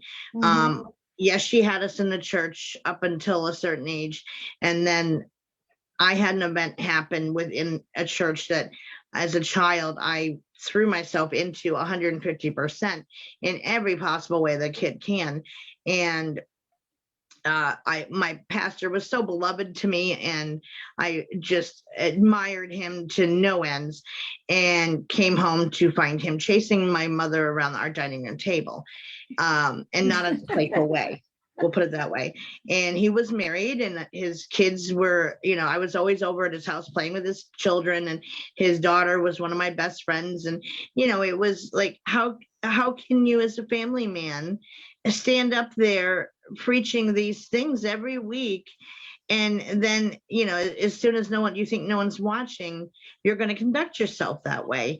And that was really the beginnings for myself in wanting to explore other branches of religion in different form, whatever form I could find, I did, and till I could find what felt right to me and resonated with me as truth, not somebody telling me what is truth and this is what you have to believe, and those questions that don't get answered, or it's just because, or that's just the way it is, and pat you on the head and send you on your way, which never worked well for me. I was raised to be a why person. How come? Why? Question things, explore, learn, don't stop learning. When you think you're done learning, well, guess what? You're not. Keep learning some more. And so to encounter that wall of, like you're running into the wall head first of, you can only learn so much and then that's it. Sorry, but there are no answers to that. Well, no, there are. We just haven't found them yet. Or maybe it hasn't been viewed from the same or the right place to view it from. And maybe that's why the answers haven't been found yet. But it never, so many things about my former belief system as a child never resonated as truthfulness for me, even though it was what I was spoon-fed and taught. And it was my foundation of beliefs. Yet from the place I'm at now, as being a medicine woman and a wise woman and a spiritual teacher, now I have those answers that do resonate with me and do make sense to me now. And in conjunction of being able to talk to those who are on my spiritual team and other higher beings, I can get those answers firsthand that absolutely make sense. And if it doesn't, well, I will continue questioning, and they continue answering until they find a way to explain it to me where I can grasp it. And well, we have to interrupt you here, because we got to remember what our religion is. We're talking about that, and metaphysics is here where we're at now. And yes, we've had it in the shaman times and different periods, but we're going through the religions to show how it's made us evolve. That's what I believe anyway. So when we go into the Dark Ages, that was our crisis, to really realize that religion, and it didn't just happen with the Dark Ages, we went from Europe to the Middle East to China and wherever. So every country, it was like a wave going around the world for all those years, where every religion was being tossed aside in a way, so that we would realize that we could birth the metaphysical things. That came out of it, but not until we'd had many wars, 3,500 years of wars in the Piscean Age, taught us that we'd learned nothing through religion beyond discipline controlled by men. Exactly. And you know what? I came across a post last night from a very dear friend of mine. It's related, but it's not. But it goes back to when we were just talking about the religion being, it's just words.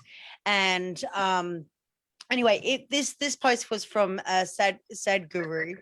And he wrote on a post that said, this is the most profound question in life. What is the nature of my existence? And so I was up last night meditating about, all sorts of things actually, and having a moment to myself. And I come across this and I'm like, okay, maybe I should answer this question myself, because I was in that academic mode of provocation and so on and so forth. So I actually did write the answer. So I so this is my answer. The essential nature of existence is beyond these questions. What is the nature of your existence? And what is the nature of my existence? Well, let me break it down. First, there is the nature of existence. It is unconditioned. It is being itself. Then there are conditioned existence, or seemingly separate things and beings. These are not existence. They are temporary conditions within existence. The characteristics of existence are unity, eternity, stability, beyond change, or transformation. Words can't express this, hence realized Zen masters refer indirectly to that by the term suchness. We can refer to it indirectly by translation of the Sanskrit term Om Tat Sat as Om, that is inexpressible reality. The mind and the senses fall back unable to express it. And in the Islamic phrase Allahu Akbar, using it as an example, common mistranslated is God is great, is more appropriately understood to mean reality is greater than any concept by which we can refer to it. Therefore, the Sufis also have a saying, just say Allah and leave them to their devices. But what I was trying to say is that it doesn't refer to a personal God named Allah. The name Allah simply means the oneness, and what is referred to experience of unity with the infinite that arises in chanting or in any practice in line of which the demarcation between individual ego and the infinite existence so simply just dissolve away. And so as one experiences that underlying reality or the substratum, it refers to the passing away of God, or as opposed to those who love to theorize and dispute for the sake of ego feeding itself. So in other words, when you were talking about we use words to describe things in terms of religion in order for discipline, we're not only just saying leave those who argue about God alone, just simply immerse yourself in practices to cultivate awareness of that divine reality, and also concepts about divine reality that can take you only so far. At some point, it is a reality that you have to take for yourself.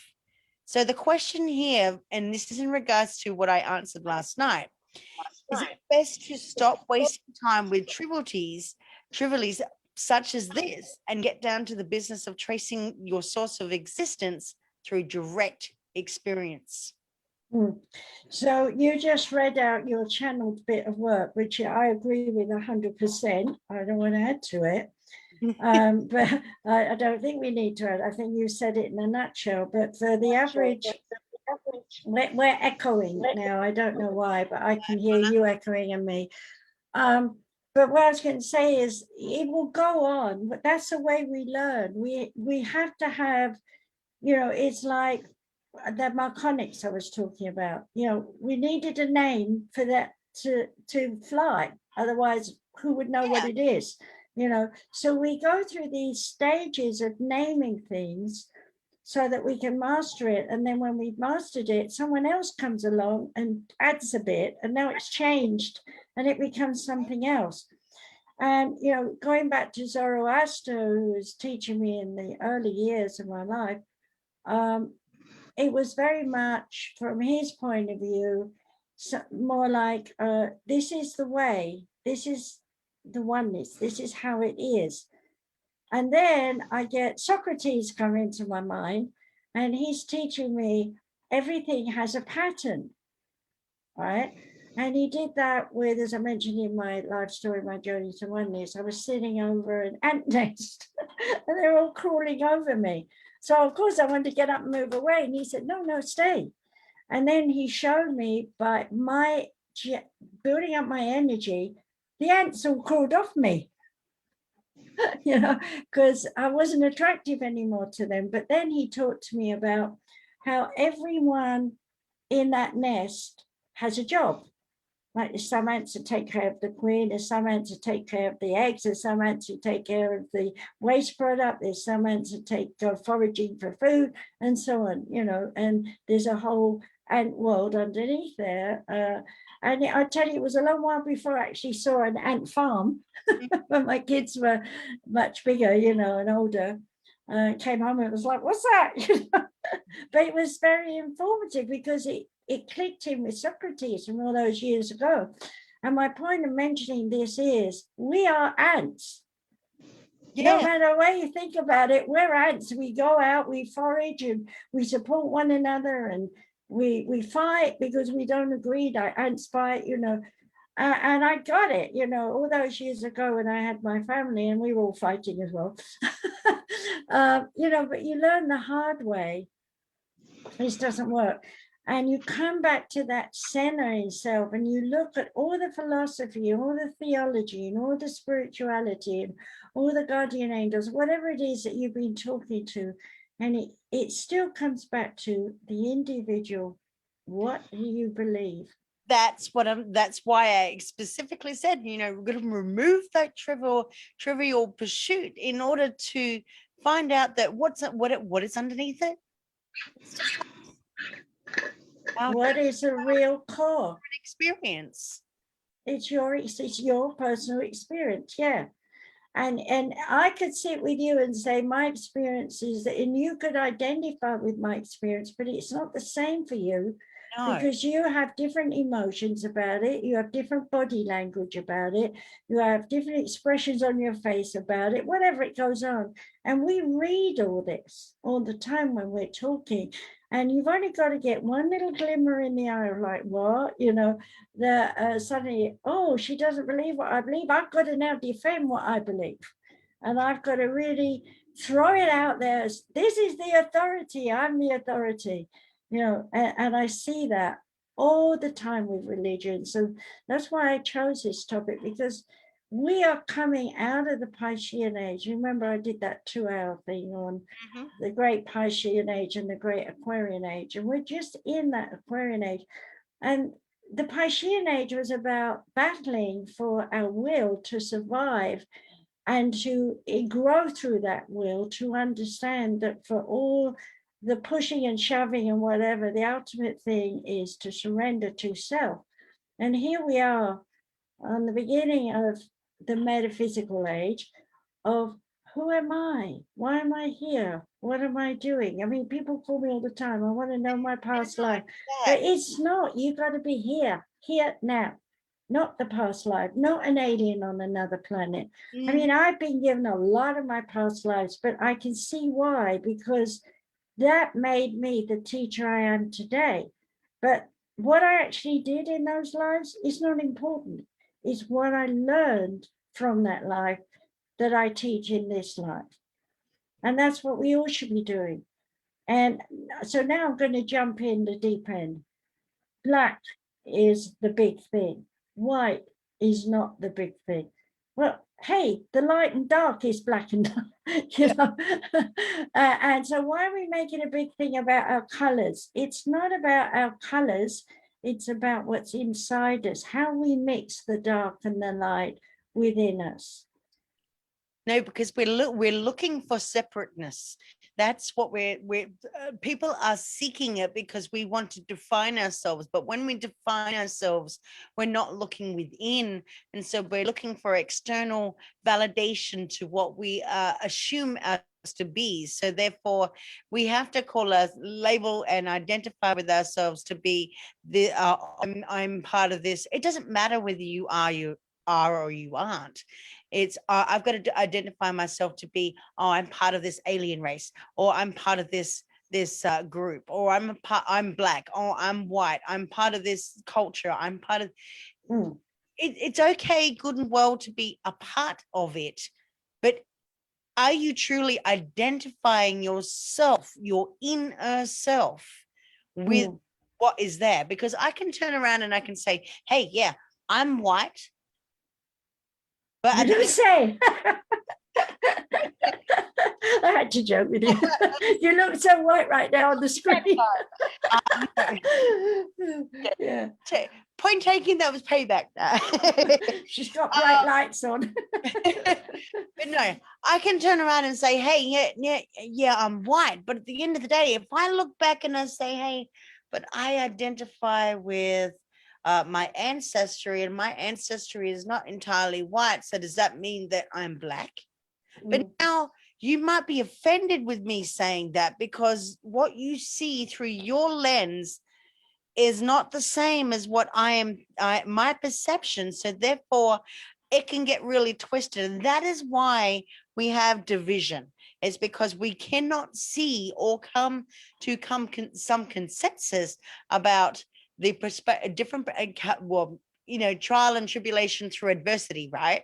A lot of people don't have that coping mechanism to see or compromise, to come together to make a concise decision, to create harmony, to create unity, whatever that may be. But in order to get to that stage first, we need to actually find out what it is within ourselves before we go seek it externally within the community.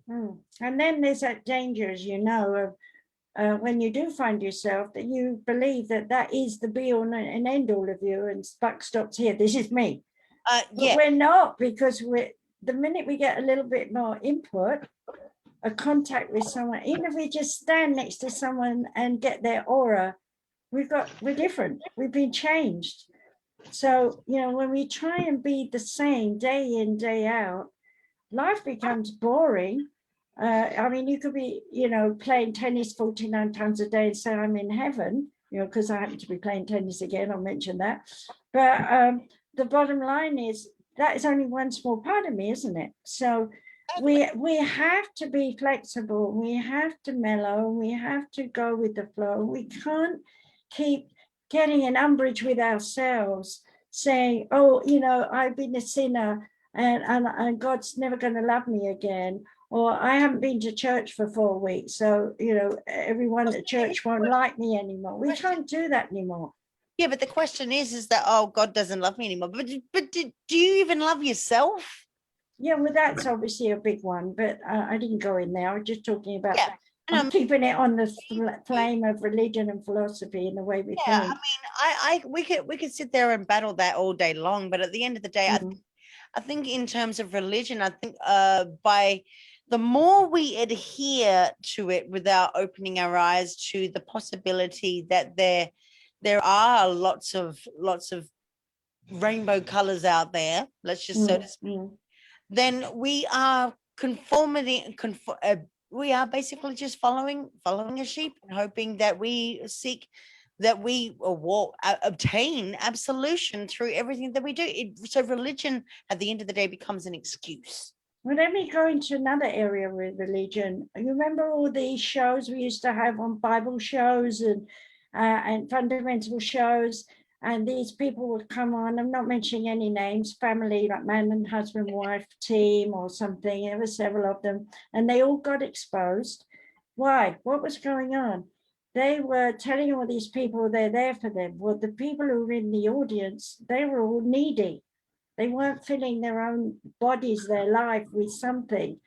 And so what they were all doing was congregating in these massive churches and donating to the church. Okay, nothing wrong in donating to the church if the church is using it to help the people on the streets or the people who need surgery or something. But no, it was lining the pockets of these ministers, and they got exposed. Okay, now that is very typical of our time, but it was happening in the dark side. It was the church had all the money. It didn't go and kill, the bugs or cholera or whatever else was going on in the rest of the world. Religion has been selfish, self-centered, and a money hoarding thing. And I think what we need to realize is that people need to congregate together, to work together, to build organizations where love and honesty and truth are the rules, and things get done, not held back and lost. That's what I want to see in the future. That's why I like the one unity consciousness idea, because it is all encompassing of working together towards the same goal, which is not individual agendas. That, I mean, we all have our own agenda of what's important and is a priority to ourselves that isn't the same for you or anybody else in the audience. We all have things that we prioritize, and those who have power fundamentally seem to go on to abuse that power within religious purposes. But it's also, it's kind of like the Catholics saying, okay, if you go in, it's okay that, well, it's not okay, but it's okay that if you go out and have some grievous crime that you commit. But if you come in and you confess your sin and you go and do 5 Hail Marys and, you go without something that is of value for you for a week, it makes it okay in God's eyes that you did that, and it wipes the slate clean. And, so people can use that to monopolize on living a lifestyle that is less than healthy for themselves or others because of that idea. They use that as an excuse to go ahead and do what their own agenda is. And that said, I think that the one unity consciousness, most people today, whether it's within the spiritual community, the religious community, or otherwise, they're seeking individuality of, I want to be special, and I want something that's just me, and that makes me matter in the here and now. And yet I feel like I have to label myself to be a part of something also. Exactly. So I fit Yeah. in. And that's what I was saying with it's the same story, Donna, of the religion. I'm saying of these small groups and the fundamentalists, these big churches and so on. And so I get you. I see what you're saying. But hey, what about the Hindus, for example, who believe if you're born a beggar, you're always incarnating time and time and time again as a beggar. If you're born as a prince, time and time again, you incarnate as a prince. The bottom line is, it's not just Catholicism. We need to get away from, because we're all white and brought up in that world, but we need to realize there's a whole lot of this world. India was called the heart of the world. Now it's up in arms, it's fighting, it's realizing you cannot believe that you are always going to be a slave, or whatever you want to call it at the time. They have to realize they're going to stand up, and for the first time in eons, they're making money on computers. And then we've got the Oriental, say China, they were told you can't have a religion. If you go to a temple, or if you have more than one baby, you're in trouble, know. And so our world is sick.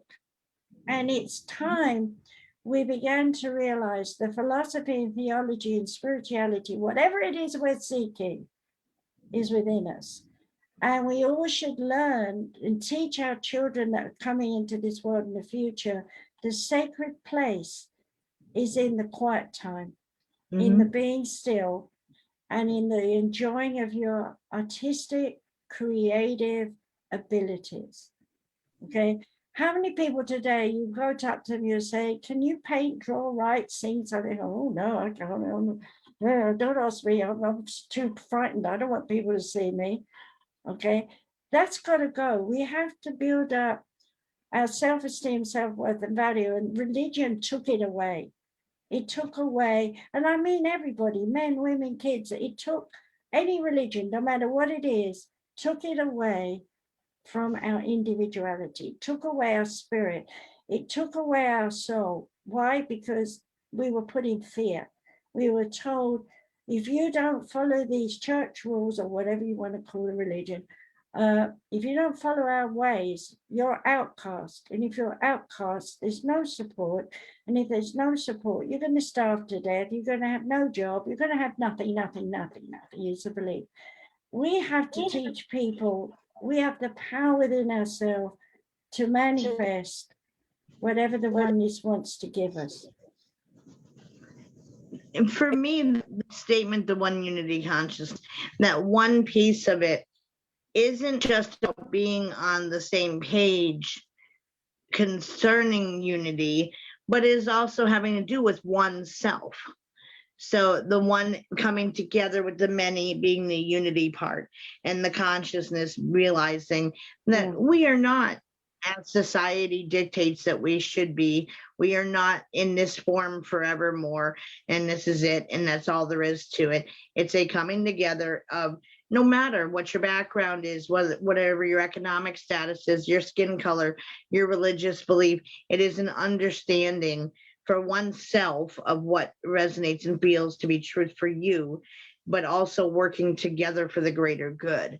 And that is ultimately, to me anyway, what is the most important for a path to follow, that leads to more healthy outlooks on things, not only in developing, your own internal structure of self-reliance and self-belief.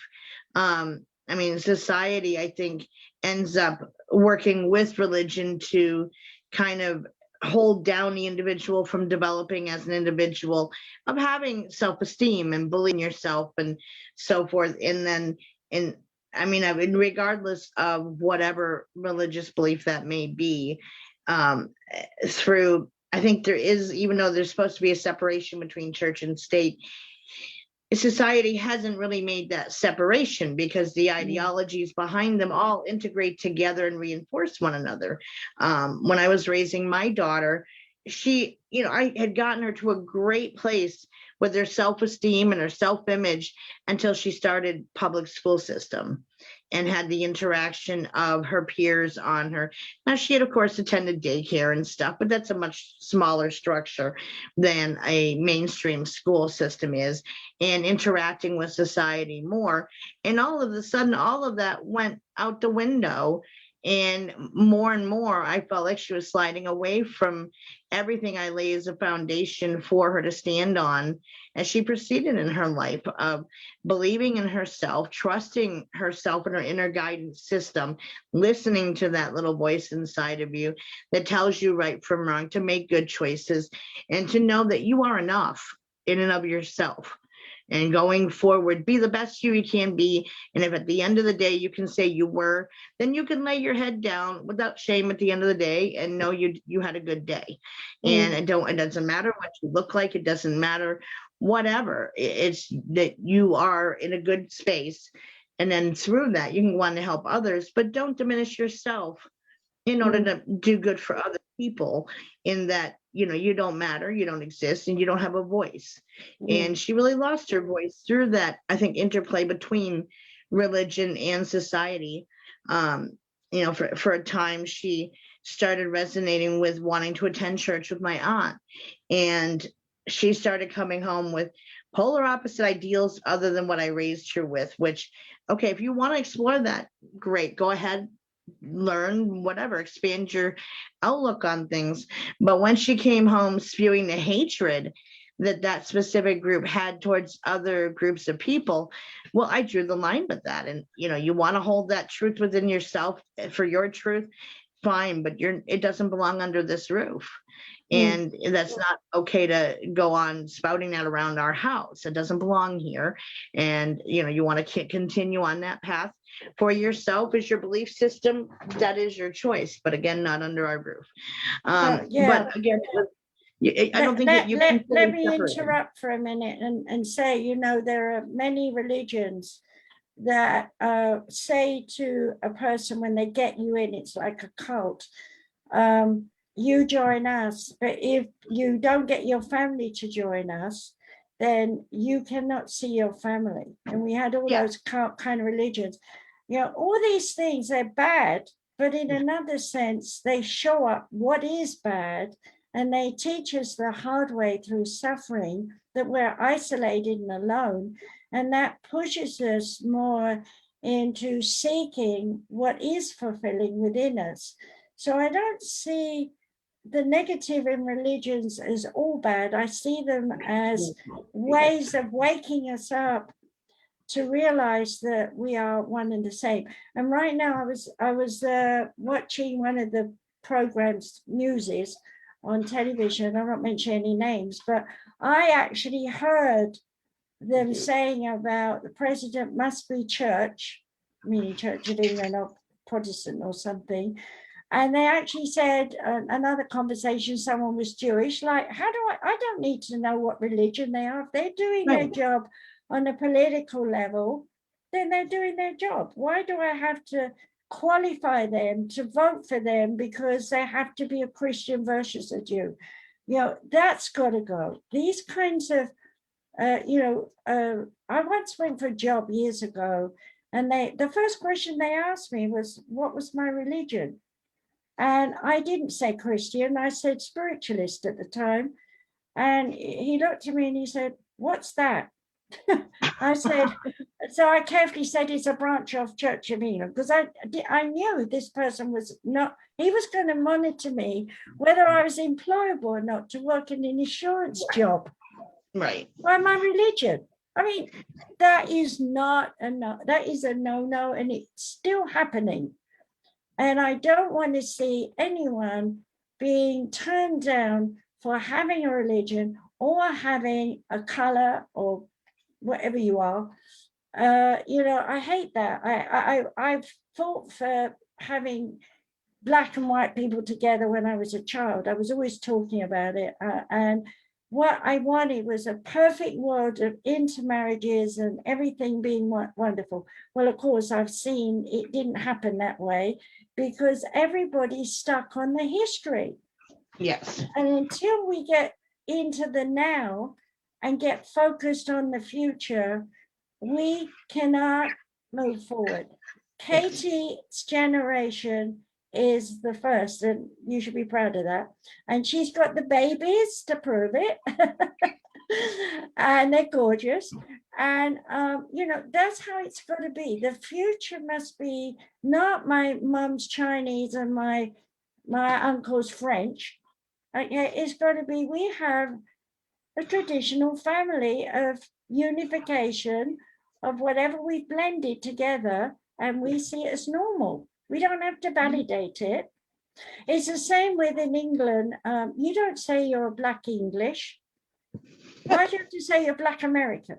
Well, even within, at least in the United States, now I don't know in Europe if this takes place also, but say in newspaper articles in what we call police blotters, where, police reports divulged when a crime happened, if they're reporting it on, John Doe, age 32, an African-American male. We don't do that when someone's white. It's only put after someone of color. And I never even realized it until it was brought to my attention. I said, oh my gosh, you're right. That is done. And, why are we focusing on that? It doesn't matter what color your skin is, or what your belief system is, what your crime you did, or whatever. It's, that's not, your skin color didn't drive your crime, or your belief system may have, of course, but, it's not, it doesn't matter.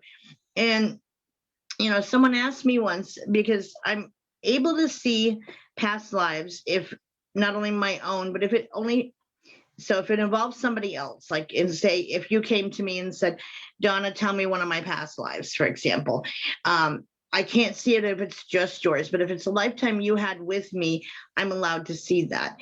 And I started seeing this trend happening in several of the groups I belonged in, that everybody wanted to know that information, but also what their point of origin was. And somebody had called me once a galactic mother, and I said, I'm not familiar with that term. And I went online to research it out and said, I still didn't find anything. I said, please explain that, because I don't know what you mean. And they said, well, it means that at some point in your soul's history, you've had a lifetime as every race of being that's ever existed anywhere in any time and space. Okay, I'm not sure what you're basing that on, but okay. And in talking to my guides, I said, okay, so there have been instances where, yes, I have seen other worlds. I have seen where I have looked in a non-humanistic form, but I don't know where I was or what I was. And the answer I received back from on the spiritual side of things is that it doesn't, you are them, they are you, and together you're one, meaning you are a culmination now of all those lessons. And like you were saying a few minutes ago, it's the lessons that you learned that is what is important, not the individual places of origin, or what alien race did I come from, or otherwise. And I think that, we as humans, we want to categorize and label everything and put, have a sense of belonging, but also individuality as well, to feel I am special, but I'm also special while being part of something.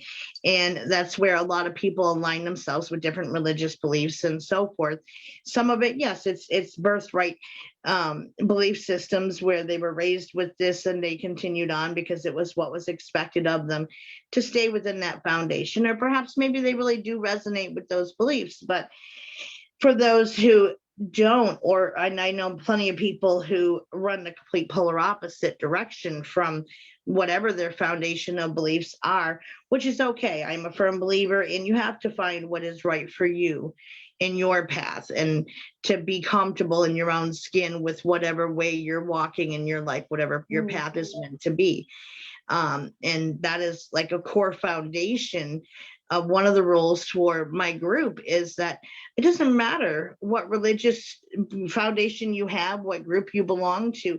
We all are here and we're family. It doesn't matter where you came from. There will be no disrespect. There will be no finger pointing or diminishing of one's belief system because you don't agree with it. That's okay if it's different. Maybe learn from it instead of calling somebody out for it or making them feel ridiculous for having that as a belief. Well, the psychology of living life is a hardship because there's always so many different angles coming at us all the time. And we have to be flexible and adaptable. And we have to realize that life is choice. And we can make a big issue about something, or we can just let it go over the top of our head and move on. But the religious thing, going back to that again, has always been pay attention because God's watching you. And if you do anything that is not good, you've got 600 points against you in heaven, and those pearly gates are never going to open. And if you're in Buddhism, if you haven't got the middle road and you haven't embraced the light and the dark within you, then you're discarded into what is their equivalent to Hades or hell.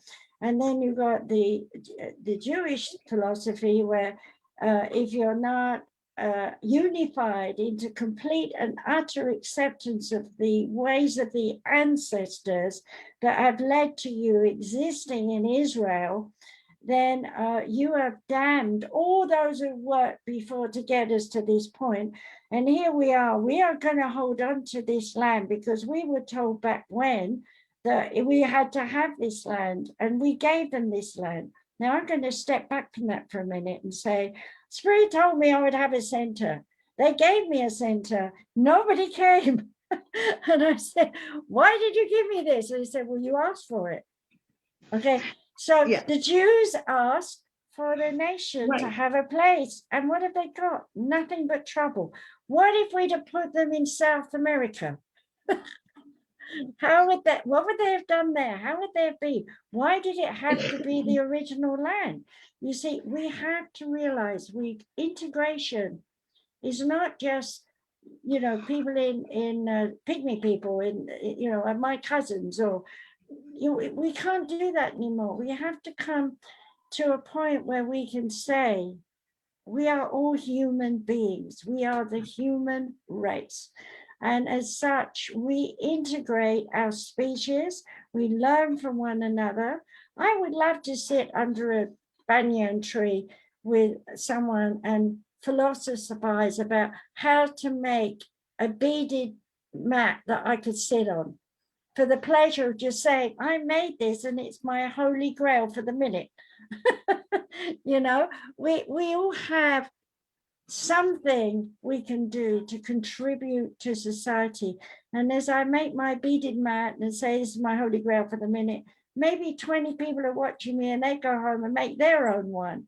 That's what we have to do. We have to be models and examples. And I think here we are having a discussion and people are going to either switch off or listen to us, whichever, but we will never know how much one sentence of this whole talk has left them breathless with, wow, this is what I needed to hear, which will go on to turn their life around. And that's what all this communication is about, is making people think for themselves, think outside the box, as you said earlier, Katie.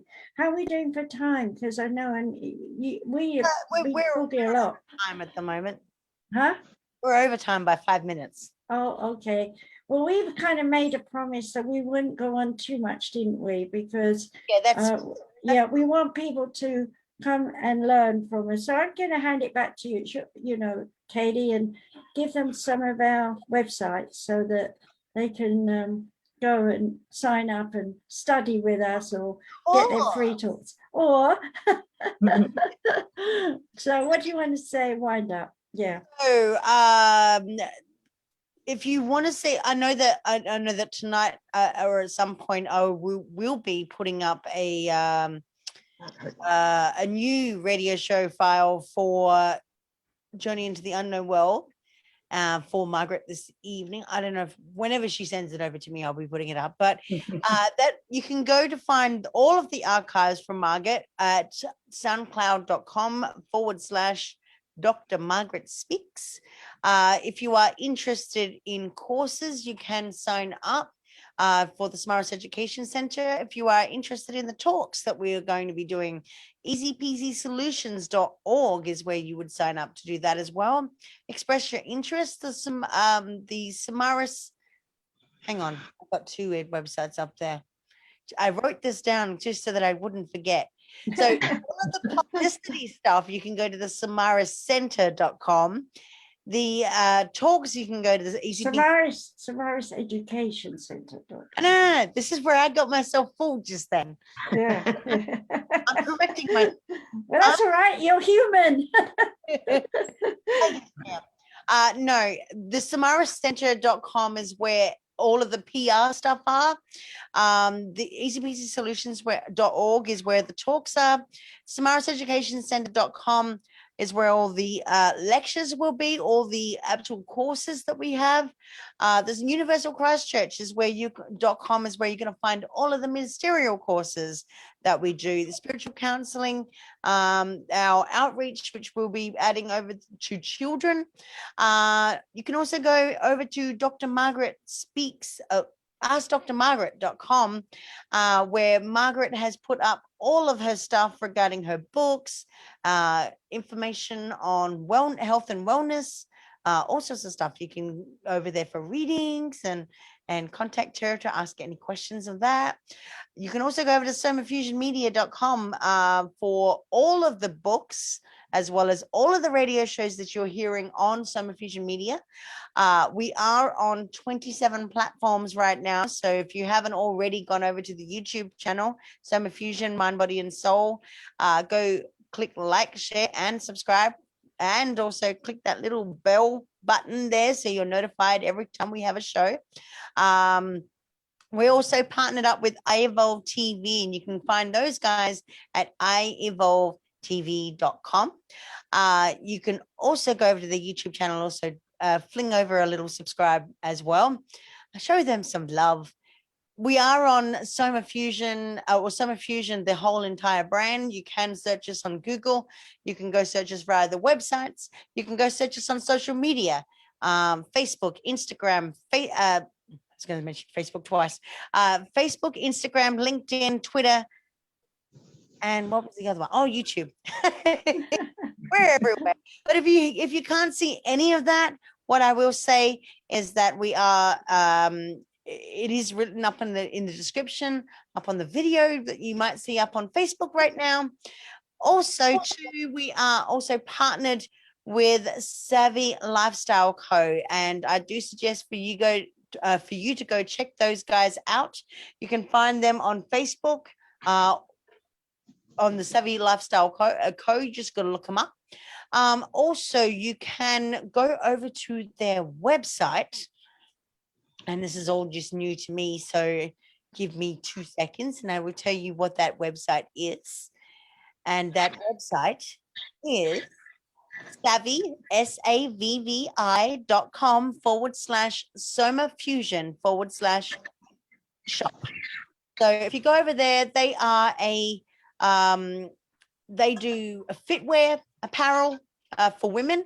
They also help empower women to live up, to be their full potential. They appreciate that women come in all different sizes and ages and whatever their identity may be, but it's for women to be comfortable in their own skin. So it is also a business opportunity too. So not only are there clothing opportunities for you gals to wear out some really, really nice clothes, but there's also other opportunities. So you can always drop me a line via the website. Just go over to there again. That's savvy.com/somafusion/shop. You can find my details up there. You can get in contact with me, find out what it's all about. And also Margaret's books. Go ahead. I'll let you speak now because I talk too much. Oh, no. Well, I've written 18 books and I'm working on some I started to write years ago. I've got 3 novels I'm trying to finish as well as another healing book. I channel. So when I'm writing, I'm like a woman possessed. Okay, so even though, you know, it's my name on the cover, we write. So there's a lot of information in the metaphysical books. But if anyone wants to know more about me, probably My Journey into the Oneness is a book that you might want to read, because you see all the little bitty things that happened to me throughout my life that I finally came clean about. I had a lot of secrets because I couldn't tell people, because that would have knocked me out of the running for any classes, because people were so much in judgment back then. I mean, for example, I couldn't tell people that I had been on spaceships.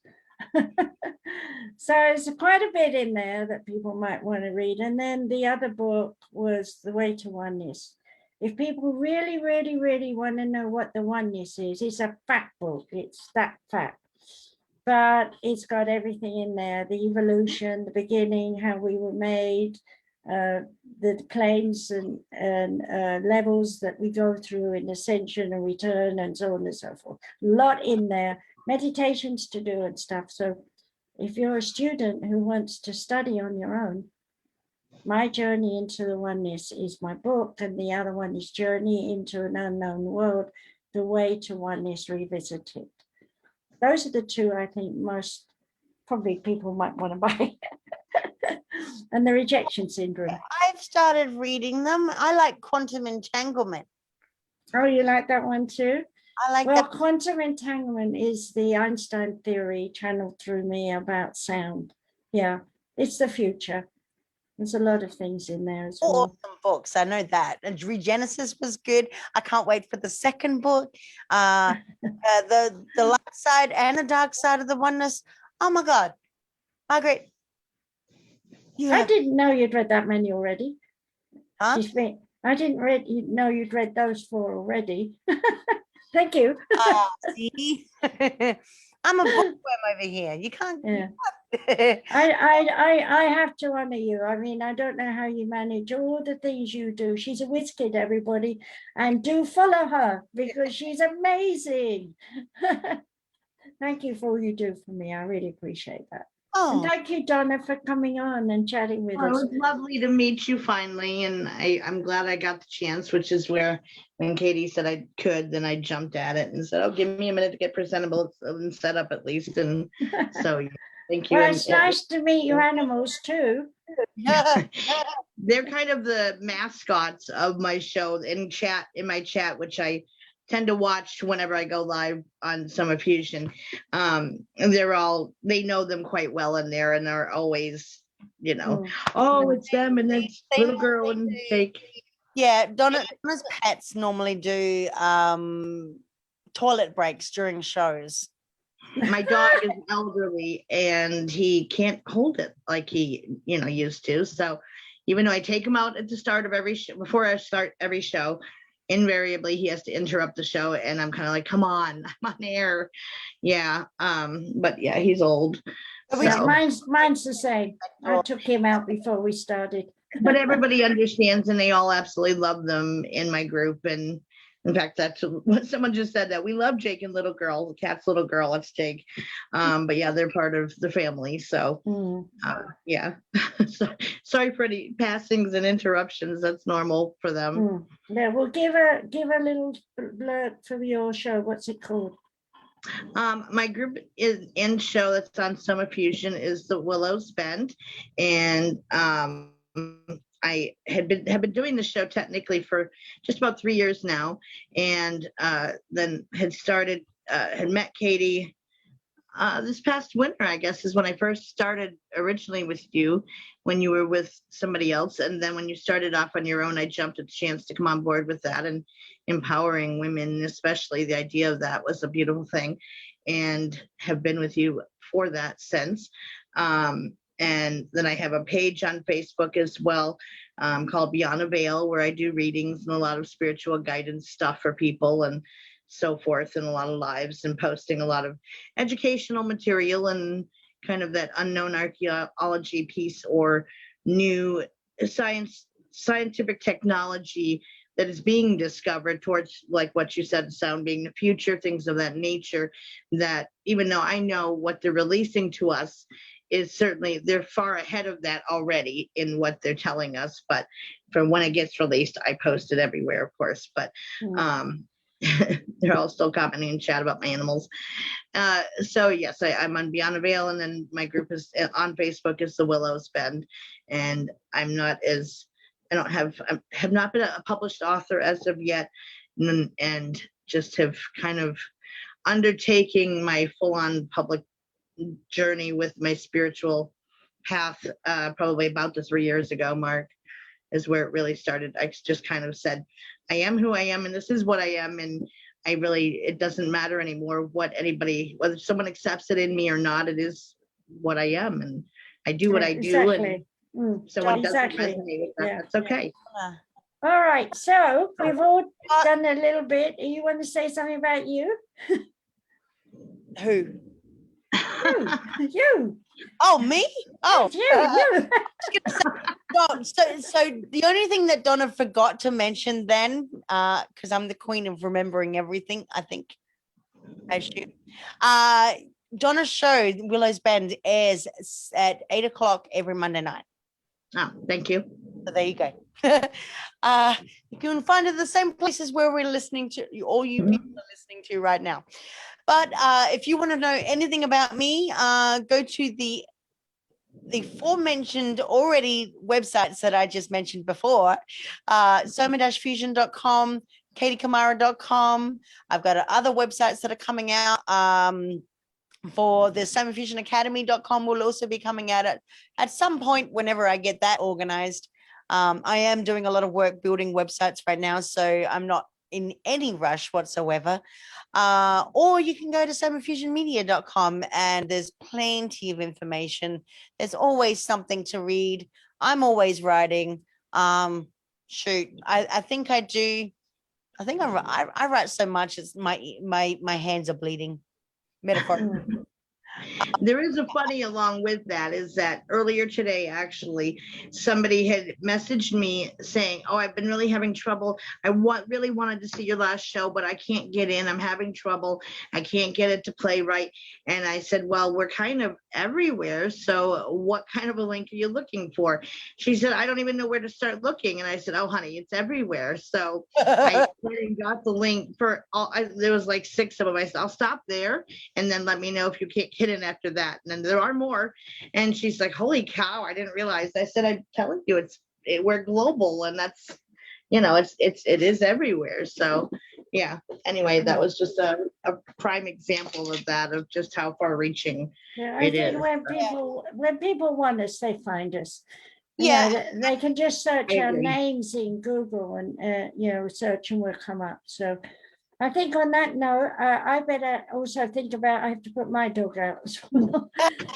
Yeah. So I want to thank anybody and everybody who watches this, and please would they share it, because, as I said earlier, one person can be a messenger for thousands of others without even knowing it.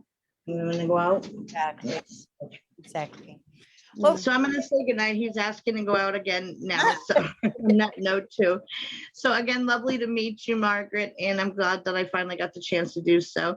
Katie, I you. will talk to you soon. Love and light to both of you. And thank you for everyone who's watching and listening everywhere. Have a wonderful day and a blessed Mother's Day as well. I keep forgetting it's Mother's Day because in England it's already happened. you know what? Exactly. Yeah. So anyway, here in America, for those who are moms, we wish you all a wonderful Mother's Day and thank you for your contribution to humanity. Yeah. Okay.